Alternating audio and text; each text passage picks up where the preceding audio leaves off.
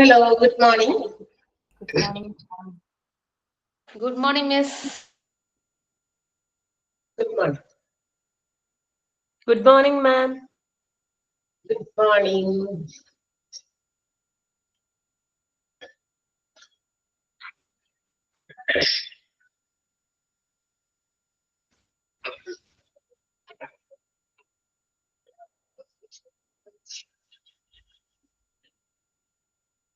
Yes, let's start. Clinical audit. അതാണ് നമ്മൾ പഠിച്ചുകൊണ്ടിരുന്ന ചാപ്റ്റർ അല്ലേ? എവിടെ വരെയൊക്കെ എടുത്തു എന്നൊക്കെ ഓർമ്മയുണ്ടോ?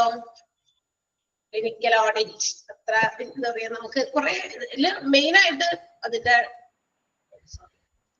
ഓക്കെ മെയിൻ ആയിട്ട് ഈ ഒരു ചാപ്റ്ററിന്റെ ഒരു എന്താ പറയാ ഒരു കൺക്ലൂഷൻ അല്ലെങ്കിൽ ഇതിന്റെ ഒരു മെയിൻ ആയിട്ടുള്ള ഒരു കോൺസെപ്റ്റ് എന്ന് പറയുന്നത് clinical audit is to be made to bring or to provide quality services to the patients. അതായത് ഒരു ഹോസ്പിറ്റലിൽ വരുന്ന എല്ലാ പേഷ്യൻസിനും ക്വാളിറ്റി സർവീസസ് പ്രൊവൈഡ് ചെയ്യാൻ വേണ്ടി അതിന് വേണ്ടിയിട്ടുള്ള ഒരു ടെക്നിക്കൽ ഒരു ടൂളാണ്. ഒരു ടൂൾ എന്ന് പറയാം, ഒരു ഉപാധി. അവർക്കപ്പോ നല്ല സർവീസസ് കിട്ടുന്നുണ്ടോ, whether they are satisfied or not. നമ്മുടെ ഹോസ്പിറ്റലിൽ വരുന്ന എല്ലാ പേഷ്യൻസും എല്ലാ രീതിയിലും that means they may have gone to different departments in a hospital in a day. ഒരു ദിവസത്തിൽ തന്നെ ചിലപ്പോൾ പല ഡിപ്പാർട്ട്മെന്റുകൾ അവർക്ക് വിസിറ്റ് ചെയ്യേണ്ടി വരും. ആ ഓരോ ഡിപ്പാർട്ട്മെന്റുകളിലും എല്ലാവർക്കും അവര് സാറ്റിസ്ഫൈഡ് ആണോ അല്ലെങ്കിൽ ഹാപ്പി ആണോ, whether they are entering each department, the services provided by the staffs are good or best അല്ലെ, നല്ലതാണോ അല്ലെങ്കിൽ വളരെ നല്ല സർവീസസ് ആണ് അവർ പ്രൊവൈഡ് ചെയ്യുന്നത്. പേഷ്യൻസ് ആയിട്ട് കണ്ട് അവർക്ക് വേണ്ട എല്ലാ കാര്യങ്ങളും ഒക്കെ ഫെസിലിറ്റേറ്റ് ചെയ്ത് കൊടുക്കുക. ഇതെല്ലാം കൃത്യമാണോ എന്നൊക്കെ ചെക്ക് ചെയ്യുന്നതിന് വേണ്ടിയിട്ടുള്ള ഒരു ടൂളാണ് ഓഡിറ്റിംഗ് എന്ന് പറയുന്നത്. അപ്പൊ whether the hospitals are providing quality services to their patients is the main aim of clinical audit. ഓഡിറ്റിന്റെ പ്രധാനപ്പെട്ട ലക്ഷ്യം എന്ന് പറയുന്നത് അത് തന്നെയാണ്. ഓക്കെ, അപ്പൊ അതാണ് മെയിൻ ആയിട്ടുള്ള ഇതിന്റെ ഉള്ളടക്കം. അപ്പൊ അതിന് വേണ്ടിയിട്ട് എന്തൊക്കെ കാര്യങ്ങൾ ക്ലിനിക്കൽ ഓഡിറ്റ് നടത്താൻ വേണ്ടി whatever things have to be done, എന്തൊക്കെ കാര്യങ്ങൾ ചെയ്യുന്നു അതിന് നമ്മൾ കഴിഞ്ഞ ദിവസം പറഞ്ഞു. അതായത് ക്ലിനിക്കൽ ഓഡിറ്റിന്റെ principles, that is what we are discussing അല്ലെ. നമ്മൾ ഡിസ്കസ് ചെയ്തുകൊണ്ടിരിക്കുന്ന കാര്യം അതായിരുന്നു പ്രിൻസിപ്പിൾസ് ഓഫ് ക്ലിനിക്കൽ ഓഡിറ്റ്. ഓഡിറ്റിന്റെ പ്രധാനപ്പെട്ട തത്വങ്ങളാണ്. ഒന്നാമത്തേത് we have to first of all prepare for the audit. ഓഡിറ്റിന് വേണ്ടി പ്രിപ്പറേഷൻസ് നടത്തുക. അത് നമ്മൾ പറഞ്ഞു കഴിഞ്ഞതാണ് ഓൾറെഡി. അതിനകത്ത് വരുന്ന എന്തൊക്കെ കാര്യങ്ങൾ ചെയ്യണമെന്നും പിന്നെ ആ ഒരു എന്താ പറയാ ഓഡിറ്റിംഗ് നടക്കുന്ന സമയത്ത് എന്താണ് അതിന്റെ ചില കാര്യങ്ങൾ നമ്മൾ പർട്ടിക്കുലർലി നമുക്ക് ആ ഒരു ഓഡിറ്റിന് വേണ്ടിയിട്ട് ഒരു പ്രോബ്ലം ചൂസ് ചെയ്യുന്ന സമയത്ത് some points have to be kept in our mind. നമ്മൾ സ്വീകരിക്കേണ്ട അല്ലെങ്കിൽ നമ്മൾ എപ്പോഴും ഓർത്തു വെക്കേണ്ട ചില പോയിന്റ് അവിടെയാണ് നമ്മൾ പറഞ്ഞു നിർത്തിയത് അല്ലെ. ഈ ഒരു പോയിന്റുകൾ വരെയാണ് നമ്മൾ പറഞ്ഞു നിർത്തിയത്. I think so. ആ പെട്ടിക്കകത്ത് താഴെ കിടക്കുന്ന in particular it would be a good choice to face a problem that involves the clinicians. അതായത് ക്ലിനിക്കലില് നമുക്ക് അല്ലെങ്കിൽ ഹോസ്പിറ്റൽസിൽ നടക്കുന്ന പ്രോബ്ലംസ്, എന്തെങ്കിലും പ്രോബ്ലംസ് ഉണ്ടെങ്കിൽ അത് ചൂസ് ചെയ്യുന്ന സമയത്ത് അതിനെ കുറിച്ച് വിലയിരുത്താൻ, അതിന് വേണ്ടിയിട്ട് ഓഡിറ്റിംഗ് നടത്താൻ, കണക്കെടുപ്പ് ഓഡിറ്റിംഗ് എന്ന് പറയുമ്പോൾ വെറുതെ ഫിനാൻഷ്യൽ കണക്കെടുപ്പ് മാത്രമാണെന്ന് നമ്മൾ ചിന്തിക്കരുത്. മറ്റ് ഓർഗനൈസേഷൻസിൽ ഒരു ടെക്സ്റ്റൈൽ ഷോപ്പ് അല്ലെങ്കിൽ ഒരു ഫുഡ് വെയർ ഷോപ്പ് അല്ലെങ്കിൽ മറ്റേതെങ്കിലും തരത്തിലുള്ള ബിസിനസ് നടത്തുന്ന ബിസിനസ് സ്ഥാപനങ്ങൾ, ഇവിടെയൊക്കെ ഓഡിറ്റിംഗ് എന്ന് പറയുന്നത് it's only the financial accounts audit. അതായത് അവരുടെ സാമ്പത്തിക ഇടപാടുകളുടെ ഒക്കെ കണക്ക് പുസ്തകങ്ങൾ ഓഡിറ്റ് ചെയ്യുകയാണ്. അതായത് അവരുടെ റെക്കോർഡ്സ് ഒക്കെ കറക്റ്റ് ആണോ, അവരുടെ ട്രാൻസാക്ഷൻസ് എൻട്രി ചെയ്തിട്ടൊക്കെ കറക്റ്റ് ആണോ, അവരുടെ ഫിനാൻഷ്യൽ പൊസിഷനും കറക്റ്റ് ആണോ, അത് എന്തെങ്കിലും മിസ്ക്രീപ്പൻസീസ് അതായത് എന്തെങ്കിലും തെറ്റായ സാധനങ്ങളൊക്കെ പെട്ടിട്ടുണ്ടോ, ഇതൊക്കെ ചെക്ക് ചെയ്യുക. അതിന് വേണ്ടിയിട്ടാണ് ഓഡിറ്റിംഗ് നടത്തുന്നത്. The same way ഇവിടെയും ഹോസ്പിറ്റൽസും ഓഡിറ്റിംഗ് എന്ന് പറയുന്നത് ചെക്കിംഗ് ആണ്. But the checking of each and every departments in a hospital, നമ്മൾ ഇതിന്റെ ഒരു ബിഗിനിങ്ങിൽ ഒരു പറഞ്ഞു അക്കോർഡിംഗ് ടു നാബ് സ്റ്റാൻഡേർഡ്സ്, നാബിന്റെ ആ ഒരു സ്റ്റാൻഡേർഡ്സ് പ്രകാരം എല്ലാ ഡിപ്പാർട്ട്മെന്റുകളും വൺസ് ഇൻ എ ഇയർ എന്ത് ചെയ്യണം, ഓഡിറ്റിംഗിന് വിധേയമാക്കണം. ഏത് ഡിപ്പാർട്ട്മെന്റ്, ഒരു ഹോസ്പിറ്റലിൽ ഫാർമസി ഉണ്ട്, അതുപോലെ ഓപ്പറേഷൻ തിയേറ്റർ ഉണ്ട്, കാർഡിയോളജി വിഭാഗമുണ്ട്, ICU ഉണ്ട്, കുട്ടികളുടെ വിഭാഗമുണ്ട്, ഇങ്ങനെ ഒരുപാട് ഡിപ്പാർട്ട്മെന്റ്സ് ഉണ്ട്. പക്ഷെ ഈ എല്ലാ ഡിപ്പാർട്ട്മെന്റുകളും വൺസ് ഇൻ ഇയർ എങ്കിലും നമ്മൾ എന്ത് ചെയ്തോളണം, അത് എന്താ പറയാ ഓഡിറ്റിംഗ് നടത്തണം. കാരണം ആ ഡിപ്പാർട്ട്മെന്റുകളിലൊക്കെ എന്തൊക്കെ കാര്യങ്ങൾ നടക്കുന്നു, അതൊക്കെ കൃത്യമായി ഫംഗ്ഷനിങ്ങിലാണോ അല്ലെ, മെഷീൻസ് ഒക്കെ അപ്ഡേറ്റഡ് ആണെന്ന് വെച്ചാൽ മെഷീൻസ് ഒക്കെ ഇപ്പോഴും പഴയ ഓൾഡ് ഔട്ട്ഡേറ്റഡ് ആയിട്ടുള്ള മെഷീൻസ് ഉപയോഗിച്ചാണ് ചില എന്താ പറയാ ചെക്കപ്പുകളൊക്കെ നടത്തുന്നത്. അതൊന്നും ആളുകൾക്ക് ഇഷ്ടാവില്ല. കാരണം according to the changes in the economy and the methods and the technologies, hospital have to also adopt new machines.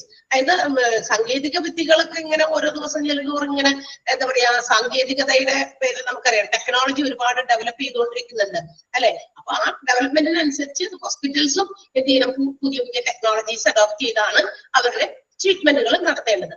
അപ്പൊ അതൊക്കെ എങ്ങനെയാണ്, അതൊക്കെ ശരിയായി നടക്കുന്നുണ്ടോ എന്നുള്ള കാര്യങ്ങളൊക്കെ വിലയിരുത്തുക, ഇവാലുവേറ്റ് ചെയ്യുക, അസസ് ചെയ്യുക. അതാണ് ഓഡിറ്റിംഗ്. അപ്പൊ each and every department audit ചെയ്യപ്പെടണം.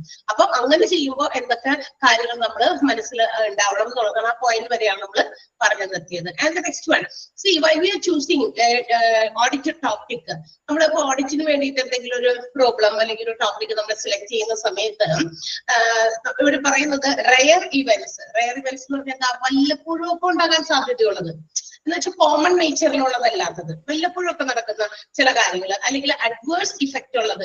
Adverse effect, sporadic adverse effect എന്ന് പറഞ്ഞാൽ ഇടയ്ക്കിടയ്ക്ക് ഉണ്ടാകുന്ന ഈ എന്താ പറയാ ചില വിപരീതപരമായിട്ടുള്ള ചില ഇവന്റുകൾ. ഇങ്ങനെയുള്ള കാര്യങ്ങൾ it's not appropriate topic for audit. ഓഡിറ്റിന് വേണ്ടി നമ്മൾ സെലക്ട് ചെയ്യുമ്പോൾ ഇത്തരം റെയറായി നടക്കുന്നത് അല്ലെങ്കിൽ എന്താ പറയാ ഇടയ്ക്കിടയ്ക്ക് ഇങ്ങനെ അഡ്വേഴ്സ് ഇഫക്റ്റ് കൊണ്ടുവരുന്ന തരത്തിലുള്ള ടോപ്പിക്കുകൾ, അങ്ങനെയുള്ള ടോപ്പിക്കുകൾ സെലക്ട് ചെയ്യാതിരിക്കുന്നതാണ് നല്ലത് ഓഡിറ്റിന് വേണ്ടിയിട്ട്. അതൊക്കെ കാരണം എന്താ, വല്ലപ്പോഴും ഉണ്ടാകുന്നുള്ളൂ. പിന്നെ അഡ്വേഴ്സ് ഇഫക്റ്റ് എപ്പോഴെപ്പോഴും ഹോസ്പിറ്റൽസിന് നേരിടുന്നില്ല അല്ലെ. എല്ലാം എന്താ പറയാ ഡയറക്റ്റ് ആയിട്ട് എല്ലാ കാര്യങ്ങളും ഇങ്ങനെ മുന്നോട്ട് പോകാണ്. വല്ലപ്പോഴും ഒക്കെയാണ് ഇത്തരം കാര്യങ്ങൾ ഉണ്ടാകുന്നെങ്കിൽ അത്തരം കാര്യങ്ങളെ കുറിച്ച് നമ്മൾ ഓഡിറ്റിംഗ് നടത്തി, പഠനം നടത്തി, അതിനുവേണ്ടി കുറെ സമയം ടൈം സ്പെൻഡ് ചെയ്ത് ഇറ്റ്സ് നോട്ട് വെരി നെസസറി. അങ്ങനെയുള്ള കാര്യങ്ങൾ അത്ര എളുപ്പം എന്താ പറയാ ചെയ്യണമെന്ന് നിർബന്ധമില്ല. പിന്നെ ഇഫ് ദേ ഹാവ് ടൈം, ഇനി മറ്റു കാര്യങ്ങളൊന്നും നമുക്ക് ഓഡിറ്റ് ചെയ്യാനില്ല, എല്ലാം പ്രോപ്പറായിട്ട് ബെസ്റ്റ് ആയിട്ട് നടക്കുന്നുണ്ടെങ്കിൽ and if they have time, അങ്ങനെ സമയം ഉണ്ടെങ്കിൽ ഇത്തരം റെയർ കേസസിനെ കുറിച്ചിട്ടും അവർക്ക് എന്ത് ചെയ്യാം, പഠനങ്ങൾ നടത്താം, അസസ്മെന്റുകൾ നടത്താം. അതാണ് പറയാം, അത്ര നെസസറി അല്ല, കമ്പൽസറി അല്ല എന്നാണ് പറയുന്നത്. ഓക്കെ, അപ്പൊ അങ്ങനെ നമുക്ക് മോർ ആഡക്വേറ്റ് ആയിട്ടുള്ള മെത്തേഡ് ഷുഡ് ബി അഡോപ്റ്റഡ്.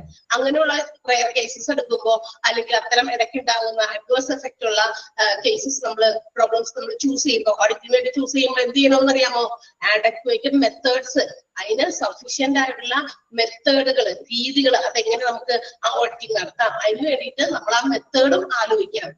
അതെങ്ങനെ നമുക്ക് സോൾവ് ചെയ്യാം, അല്ലെങ്കിൽ അതിന് വേണ്ടിയിട്ടുള്ള പഠനങ്ങൾ എങ്ങനെ നടത്താം, അങ്ങനെയുള്ള കാര്യങ്ങൾ മീൻസ് റൂട്ട് കേസ് അനാലിസിസ് ആണ് നടത്തുന്നത്.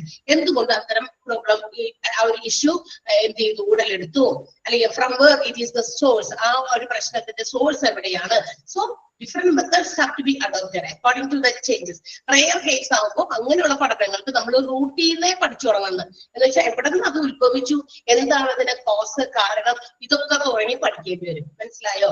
അപ്പൊ അഡ്വേഴ്സ് എഫക്റ്റ് ഉള്ളതും റെയർ കേസസ് ആയിട്ടുള്ള problems is not compulsory for selecting or choosing an audit topic. ഓഡിറ്റിന് വേണ്ടിയിട്ടുള്ള ടോപ്പിക് സെലക്ട് ചെയ്യുമ്പോൾ ഈ രണ്ട് കാര്യം ഒന്ന് ആലോചിച്ച് വെച്ചേക്കുക. Okay, then we select one topic for audit. Then the next purpose is to the project. എന്താണ് ആ പ്രോജക്ട്, എന്താണ് നമ്മൾ അതിന് വേണ്ടി ചെയ്യേണ്ടത്, and also what are the proper methodologies we can adopt. നമുക്ക് ഉപയോഗിക്കാൻ പറ്റുന്ന മെത്തേഡുകൾ ഏതൊക്കെയാണ്, അതും കൂടി നമ്മൾ ചൂസ് ചെയ്യണം. and also we decide ഏത് മെത്തേഡിൽ നമുക്ക് ഈ ഒരു പ്രോബ്ലം സോൾവ് ചെയ്യണം, അല്ലെങ്കിൽ ഏത് മെത്തേഡിൽ നമ്മൾ ഈ ഓഡിറ്റിംഗ് കണ്ടിന്യൂ ചെയ്യണം, ക്യാരി ഓൺ ചെയ്യണം. ആ ഒരു മെത്തേഡ് നമ്മൾ ഡിസൈൻ ചെയ്ത് ചൂസ് ചെയ്തിട്ട് ഡിസൈൻ ചെയ്യണം. മനസ്സിലായോ? അപ്പൊ ടോപ്പിക് സെലക്ട് ചെയ്യുമ്പോൾ ഈ രണ്ട് കാര്യം ഒന്ന് ഓർത്ത് വെച്ചേക്കുക. റെയർ കേസസ് ഉള്ളതും അതുപോലെ തന്നെ സ്പൊറാഡിക് അഡ്വേഴ്സ് ഇഫക്റ്റ് ഉള്ളതും. എന്ന് വെച്ചാൽ ഇടയ്ക്കിടയ്ക്ക് ഉണ്ടാകുന്ന അഡ്വേഴ്സ് എന്ന് പറഞ്ഞാൽ എന്താ, വിപരീതമായിട്ട് ഇഫക്ട് ചെയ്യുന്ന ചില രീതിയിലുള്ള കാര്യങ്ങൾ, അതും എന്താ പറയാ ഹോസ്പിറ്റൽസിലൊക്കെ വരാൻ സാധ്യതയുണ്ട്. പക്ഷെ അത് എപ്പോഴും ഉണ്ടാവില്ല, ഫ്രീക്വന്റ് ആയിട്ട് വരുന്നതല്ല, ഇടയ്ക്ക് ആക്സിഡന്റലി വരുന്നതാണ്. അങ്ങനെയുള്ളതുകളെ നോക്കി എടുക്കണ്ട, അല്ലെങ്കിൽ അതിന് നമ്മൾ കൂടുതൽ പ്രാധാന്യം അത്തരം കാര്യങ്ങൾ ഓഡിറ്റ് ചെയ്യാനായിട്ട് കൊടുക്കണ്ട എന്നാണ് പറയുന്നത്. കാരണം അതിന് നമ്മൾ റൂട്ട് കേസ് അനാലിസിസ് പോലെയുള്ള മെത്തഡോളജീസ് അഡോപ്റ്റ് ചെയ്യേണ്ടി വരും. അത് ഒരുപാട് സമയമെടുക്കും. അതുപോലെ തന്നെ അതിന്റെ അടിവേര് തുടങ്ങി ഇങ്ങനെ നമ്മൾ മനസ്സിലാക്കി എടുക്കണമല്ലോ, അപ്പൊ സമയം എടുക്കുന്നതാണ്. അപ്പൊ അങ്ങനെയുള്ളതൊക്കെ ഒഴിവാക്കിയിട്ട് സാധാരണഗതിയിലുള്ള ഓഡിറ്റ് എന്താണെന്ന് വെച്ചാൽ topic has to be selected and also be designed. ആ ടോപ്പിക് നമ്മൾ സെലക്ട് ചെയ്യുക, ചൂസ് ചെയ്യുക, ഡിസൈൻ ചെയ്യുക. Okay, then what is the aim of audit? Auditing-ന്റെ പ്രധാനപ്പെട്ട അല്ലെങ്കിൽ ഓഡിറ്റ് പ്രോജക്റ്റിന്റെ എയിം എന്ന് പറയുന്നത് to bring or to introduce a new process. ഇത് നമുക്ക് പുതിയ പുതിയ പ്രോസസ്സുകൾ കൊണ്ടുവന്ന് എന്താ പറയാ, ഓഡിറ്റിംഗിന്റെ എയിം അതാണ്. എന്ന് വെച്ചാൽ ഇപ്പൊ ഓരോ ഡിപ്പാർട്ട്മെന്റിലും ഓഡിറ്റിംഗ് നടത്തുന്നതിന്റെ ഉദ്ദേശം എന്ന് പറയുന്നത് അവിടെ എങ്ങനെയൊക്കെയാണ് അവിടുത്തെ പേഷ്യൻസിനെ അവർ ഹാൻഡിൽ ചെയ്യുന്നത്, അവര് പേഷ്യൻസ് അതുകൊണ്ട് സാറ്റിസ്ഫൈഡ് ആണോ, ഏതൊക്കെ ടെക്നോളജീസ്, ഏതൊക്കെ മെഷീൻസ്, എക്യുപ്മെന്റ്സ് അവർ ഉപയോഗിക്കുന്നുണ്ട്, അതിലെന്തെങ്കിലും അപ്ഡേഷൻസ് വരുത്തണോ, അല്ലെ, ഏതെങ്കിലും പുതിയ മെത്തേഡ് അഡോപ്റ്റ് ചെയ്യണോ, പുതിയ പ്രോസസ്സുകൾ കൊണ്ടുവരണം, all these things. അപ്പൊ അതൊക്കെ എന്ത് ചെയ്യുക, പുതിയതായിട്ട് ഇൻട്രൊഡ്യൂസ് ചെയ്യുക. അതാണ് ഉദ്ദേശം, ഓഡിറ്റിംഗിന്റെ ഏറ്റവും പ്രധാനപ്പെട്ട ഉദ്ദേശം. അതിനൊരു എക്സാമ്പിൾ പറയുന്നുണ്ട്. For example, laboratory protocol, surgical procedures etcetera. അതിപ്പോ ഒരു എന്താ പറയാ ഹോസ്പിറ്റലിൽ പുതിയ ലബോറട്ടറിയിൽ കൊണ്ടുവരാവുന്ന ചില കാര്യങ്ങൾ, ലാബിലൊക്കെ നമുക്ക് അഡോപ്റ്റ് ചെയ്യാൻ പറ്റുന്ന ചില പ്രോട്ടോകോൾസ്, അതുപോലെ തന്നെ സർജറീസ് ഒക്കെ നടത്തുമ്പോൾ സർജിക്കൽ പ്രൊസീജിയേഴ്സിൽ എന്തെങ്കിലുമൊക്കെ പുതിയ ഇന്നോവേഷൻസ്, ഇൻട്രൊഡക്ഷൻസ് കൊണ്ടുവരാം. ഓക്കെ, ഇതൊക്കെ നിലവിലുള്ള ആ ഒരു സ്ട്രാറ്റജീസിനെ മാറ്റി അതിനെ കുറച്ചും കൂടി പുതിയ രീതിയിലേക്ക് കൊണ്ടുവരിക എന്നുള്ളതാണ് ഓഡിറ്റിംഗിന്റെ പ്രധാനപ്പെട്ട ലക്ഷ്യം എന്ന് പറയുന്നത്. ക്ലിയർ ആയോ? ആ രണ്ട് കുഞ്ഞു പാരഗ്രാഫ് മനസ്സിലായോ? കുറച്ച് കാര്യങ്ങളെ പറയുന്നുള്ളൂ, പക്ഷെ അതിങ്ങനെ പറഞ്ഞിരിക്കുന്ന ഉത്തരമാണ്. അപ്പൊ നമ്മള് ഒരു സെന്റൻസ് അണ്ടർലൈൻ ചെയ്യേണ്ടത് ഒന്നാമത്തേത്, rare events such as complex clinical cases or sporadic adverse events are not appropriate topic for clinical audit എന്നുള്ള ആ ഒരു സെന്റൻസ് അവിടെ വരെ, ക്ലിനിക്കൽ ഓഡിറ്റ് എന്ന് വരെ മതി, അവിടെ വരെ ഒന്ന് അണ്ടർലൈൻ ചെയ്യാം. ഒന്നാമത്തെ സെന്റൻസ്. ഓക്കെ, then അടുത്ത പാരഗ്രാഫിനകത്ത് the goal of an audit project might involve the introduction of new process, ആ ഒരു സെന്റൻസും അണ്ടർലൈൻ ചെയ്യാം. സെക്കൻഡ് പാരഗ്രാഫിലെ ആദ്യത്തെ സെന്റൻസ് ഫോർ എക്സാമ്പിൾ ഒന്നും വേണ്ട, ആണ് ലക്ഷ്യം. ഓക്കെ,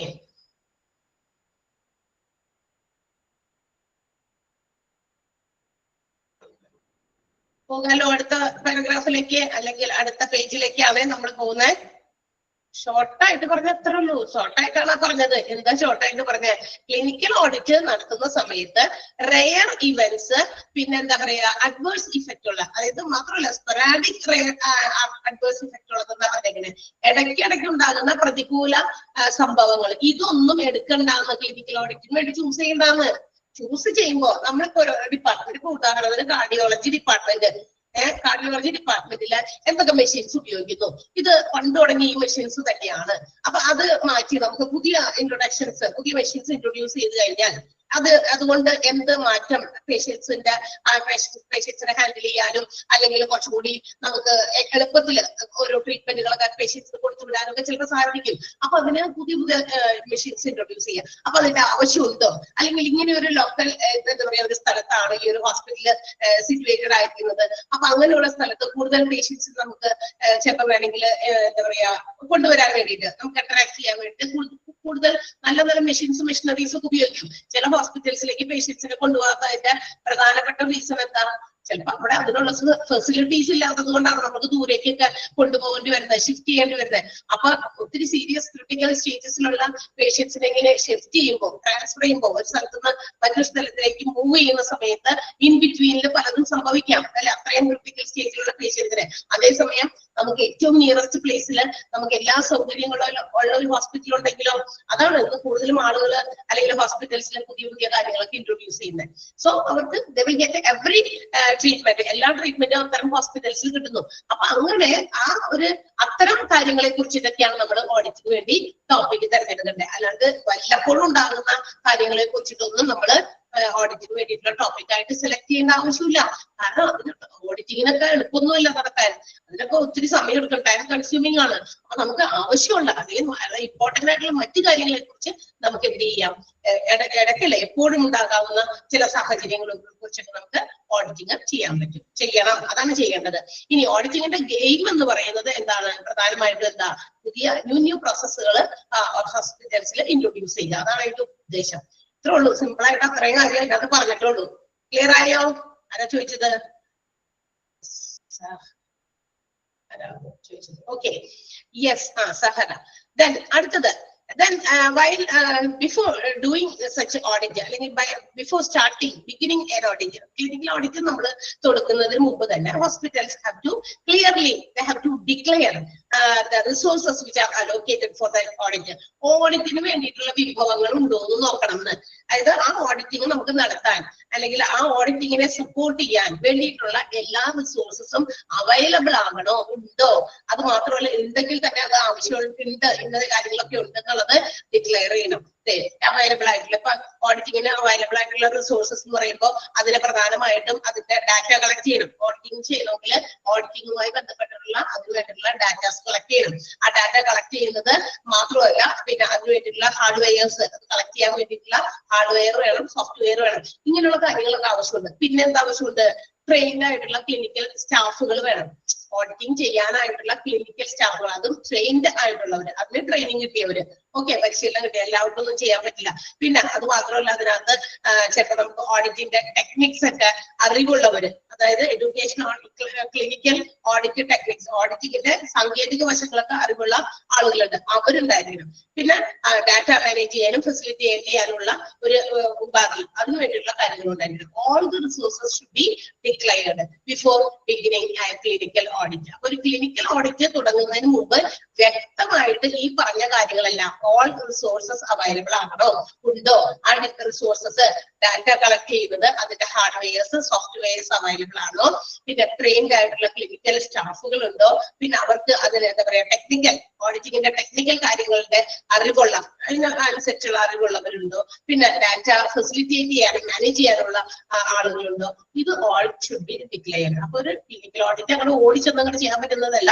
ഇങ്ങനെയുള്ള കാര്യങ്ങളൊക്കെ ഉണ്ടെന്ന് അതൊക്കെ ഉറപ്പുവരുത്തിയിട്ട് വേണം ക്ലിനിക്കൽ ഓഡിറ്റ് സ്റ്റാർട്ട് ചെയ്യാനായിട്ട്. അതാണ് പറഞ്ഞിരിക്കുന്നത്. മനസ്സിലായോ? ഫസ്റ്റ് സെന്റൻസേ ഉള്ളൂ, ഒറ്റ സെന്റൻസ് ആണ്, ചിന്തേണ്ടതാണ്. ഓക്കെ, ആ സെന്റൻസ് അങ്ങനെ തന്നെ അണ്ടർലൈൻ ചെയ്ത് വെക്കാം കേട്ടാ.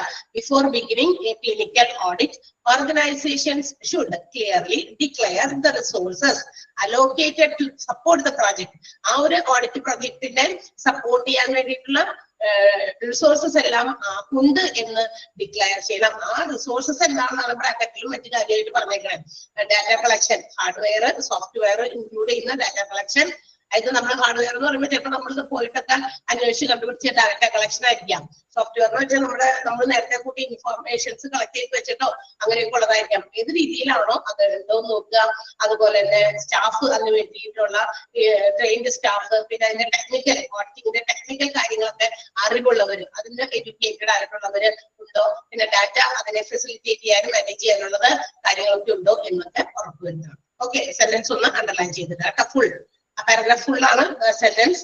ആ സെന്റൻസ് അങ്ങനെ തന്നെ അണ്ടർലൈൻ ചെയ്തത്. Then there should be also a specific audit team to be formed. ഒരു ഓഡിറ്റ് ചെയ്യുന്നതിന് മുമ്പ് നമ്മൾ പറഞ്ഞു ഓഡിറ്റിന് വേണ്ടിയിട്ടുള്ള റിസോഴ്സസ് എല്ലാം അവൈലബിൾ ആണോ എന്ന് ഡിക്ലെയർ ചെയ്യണം. അതിന് വേണ്ടിയിട്ട് ഡാറ്റ കളക്ട് ചെയ്യുന്നത് ആ ഡാറ്റാസിന്റെ ഹാർഡ്വെയർസും സോഫ്റ്റ്വെയർസും ട്രെയിൻഡ് സ്റ്റാഫ് ഒക്കെ ഉണ്ടോ എന്നൊക്കെ ഉറപ്പുവരുത്തി. ഇനി അതിനുശേഷം എന്താ, അത് ഓക്കെയാണ്. Then we have to form a team for audit.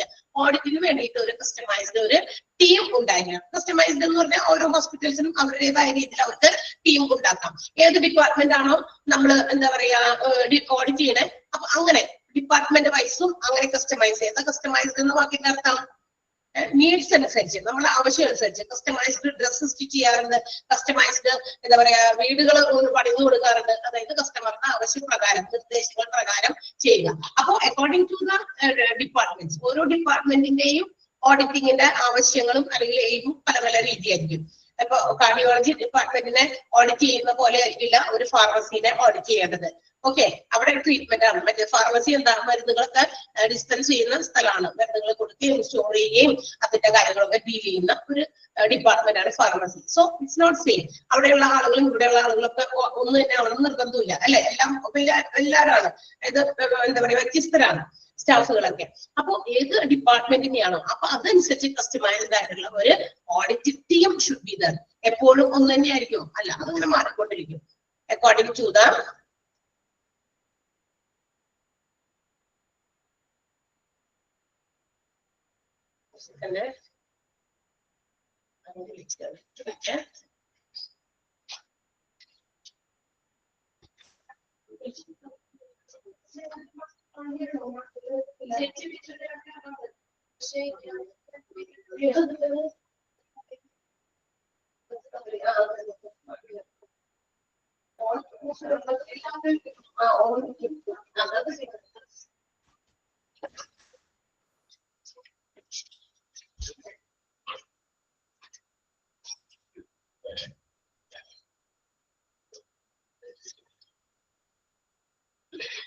Okay. Yes. So after before starting the audit തുടങ്ങുന്നതിന് മുമ്പ് തന്നെ ഒരു ടീം അതിന് വേണ്ടിയിട്ട് അതിന് ഏതൊക്കെ സ്കില്ലുള്ള ആളുകൾ വേണം, all these things should be decided and also a team should be formed. അതിന് വേണ്ടി ഒരു ടീം ഉണ്ടാക്കണം. അതിനാണ് അവർ വീണ്ടും ഒരു എക്സാമ്പിൾ പറയുന്നത്. ആ എക്സാമ്പിൾ പറഞ്ഞാൽ നിങ്ങൾക്ക് ക്ലിയർ ആയിട്ട് മനസ്സിലാകും. ഇപ്പൊ നമുക്ക് topic of management of vascular access in patients undergoing haemodialysis, അതായത് നമ്മുടെ ഹീമോഡയാലിസിസ് എന്ന് പറഞ്ഞാൽ അറിയാലോ, വൃക്കകളൊക്കെ നമ്മുടെ കംപ്ലൈന്റ് ആയി കഴിഞ്ഞ് കഴിയുമ്പോൾ അതിന്റെ കാര്യങ്ങളൊക്കെ അത് ബ്ലഡ് മാറ്റി അങ്ങനെയൊക്കെ ചെയ്യുന്ന അങ്ങനെയുള്ള കാര്യങ്ങളെ കുറിച്ചുള്ള ഒരു ഓഡിറ്റിംഗ് ആണ് നടത്തുന്നതെന്ന് വിചാരിക്കുക. അങ്ങനെയാണല്ലോ ഒന്ന് ഇമാജിൻ ചെയ്യുക. അങ്ങനെയാണെങ്കിൽ ആ ഒരു ഇതിനകത്ത് ആ ഒരു കാര്യങ്ങൾ ഓഡിറ്റ് ചെയ്യുന്ന സമയത്ത് ഇൻക്ലൂഡ് അവിടെ ആരൊക്കെയാ ആ ടീമിൽ ഉൾപ്പെടുത്തിട്ട് ഓഡിറ്റ് ടീമിൽ ഉൾപ്പെടുത്തിട്ട് ആൾക്കാരെ അറിയാമെന്ന് പറയുന്നുണ്ട്. ആരൊക്കെ വേണം? നെഫ്രോളജിസ്റ്റ്, നമ്മളുടെ നെഫ്രോൺസ് ഒക്കെ അതിന് വേണ്ടിയിട്ടുള്ള ആളുകൾ ഉണ്ടായിരിക്കാം. പിന്നെ വാസ്കുലർ സർജൻസ്, ഹാർട്ടൊക്കെ ഓപ്പറേറ്റ് ചെയ്യാനൊക്കെ ഉള്ള ആളുകൾ, പിന്നെ ഡയാലിസിസ് നടത്തുന്ന നഴ്സസ്, ഈ ആളുകളെ കൂടി ഓഡിറ്റ് ടീമിൽ ഉൾപ്പെടുത്തണം. ഇത്തരം പ്രൊഫഷണൽസിനെ കൂടി ഇൻക്ലൂഡ് ചെയ്തിട്ടാണ് നമുക്കൊരു ഹീമോഡയാലിസിസ് അണ്ടർഗോ ചെയ്യുന്ന ഒരു പേഷ്യൻസിന്റെ എന്തെങ്കിലും അത്തരം ഒരു ഡിപ്പാർട്ട്മെന്റിനോ അങ്ങനെയുള്ള കാര്യങ്ങളെ കുറിച്ചിട്ടോ ഓഡിറ്റിംഗ് നടത്തുമ്പോൾ നമ്മൾ ഇൻക്ലൂഡ് ചെയ്യുന്നത്. അപ്പൊ ഏത് ഡിപ്പാർട്ട്മെന്റ് അല്ലെങ്കിൽ ഏതൊരു കാരണത്തിന് വേണ്ടിയാണോ നമ്മൾ ഓഡിറ്റ് ചെയ്യുന്നത് അതനുസരിച്ച് കസ്റ്റമൈസ് ചെയ്ത ഒരു ടീം ഷുഡ് ബി ദർ. അതാണ് അവർ പറഞ്ഞേക്കുന്നത്. മനസ്സിലായോ? ഇപ്പൊ ഫാർമസിനെ കുറിച്ചിട്ടുള്ള ഓഡിറ്റിംഗ് ആണ് നടത്തുന്നതെന്ന് ഇരിക്കാം. അവിടെ കൊണ്ടുവരുന്ന മരുന്നുകളുടെ എന്തെങ്കിലും കാര്യങ്ങളെ കുറിച്ച് ഒരു പഠനം, അതിന് വേണ്ടിയിട്ട് അസസ്മെന്റ് നടത്താനാണെങ്കിൽ അതിനകത്ത് ഫാർമസിയിലെ പ്രധാനപ്പെട്ട ആളുകളെ നമ്മൾ ഇൻക്ലൂഡ് ചെയ്യണം ആ ടീമിൽ. മനസ്സിലായി കാണും ഇല്ലേ? മനസ്സിലായോ എന്താണ് സെന്റൻസുകൾ പറഞ്ഞിരിക്കുന്നതെന്ന്? ക്ലിയർ ആണല്ലോ? യെസ്. അപ്പൊ ഒന്നാമത്തെ സെന്റൻസ് ഒന്ന് അണ്ടർലൈൻ ചെയ്യാം കേട്ടോ. Concerning the audit project team, it is advisable that to be customized for the specific audit project with the team members providing many skills needed. എന്ത് സ്കിൽ ആവശ്യമുണ്ടോ അതിനു വേണ്ടിയിട്ട് തയ്യാറാക്കിയ അല്ലെങ്കിൽ രൂപീകരിച്ച ഒരു ടീമായിരിക്കണം, കസ്റ്റമൈസ്ഡ് ടീമായിരിക്കണം ഒരു ഓഡിറ്റ് പ്രോജക്ട് ടീമിൽ ഉണ്ടായിരിക്കേണ്ടത്. ഓക്കെ, ആ സെന്റൻസ് ആണ് അണ്ടർലൈൻ ചെയ്യേണ്ടത്.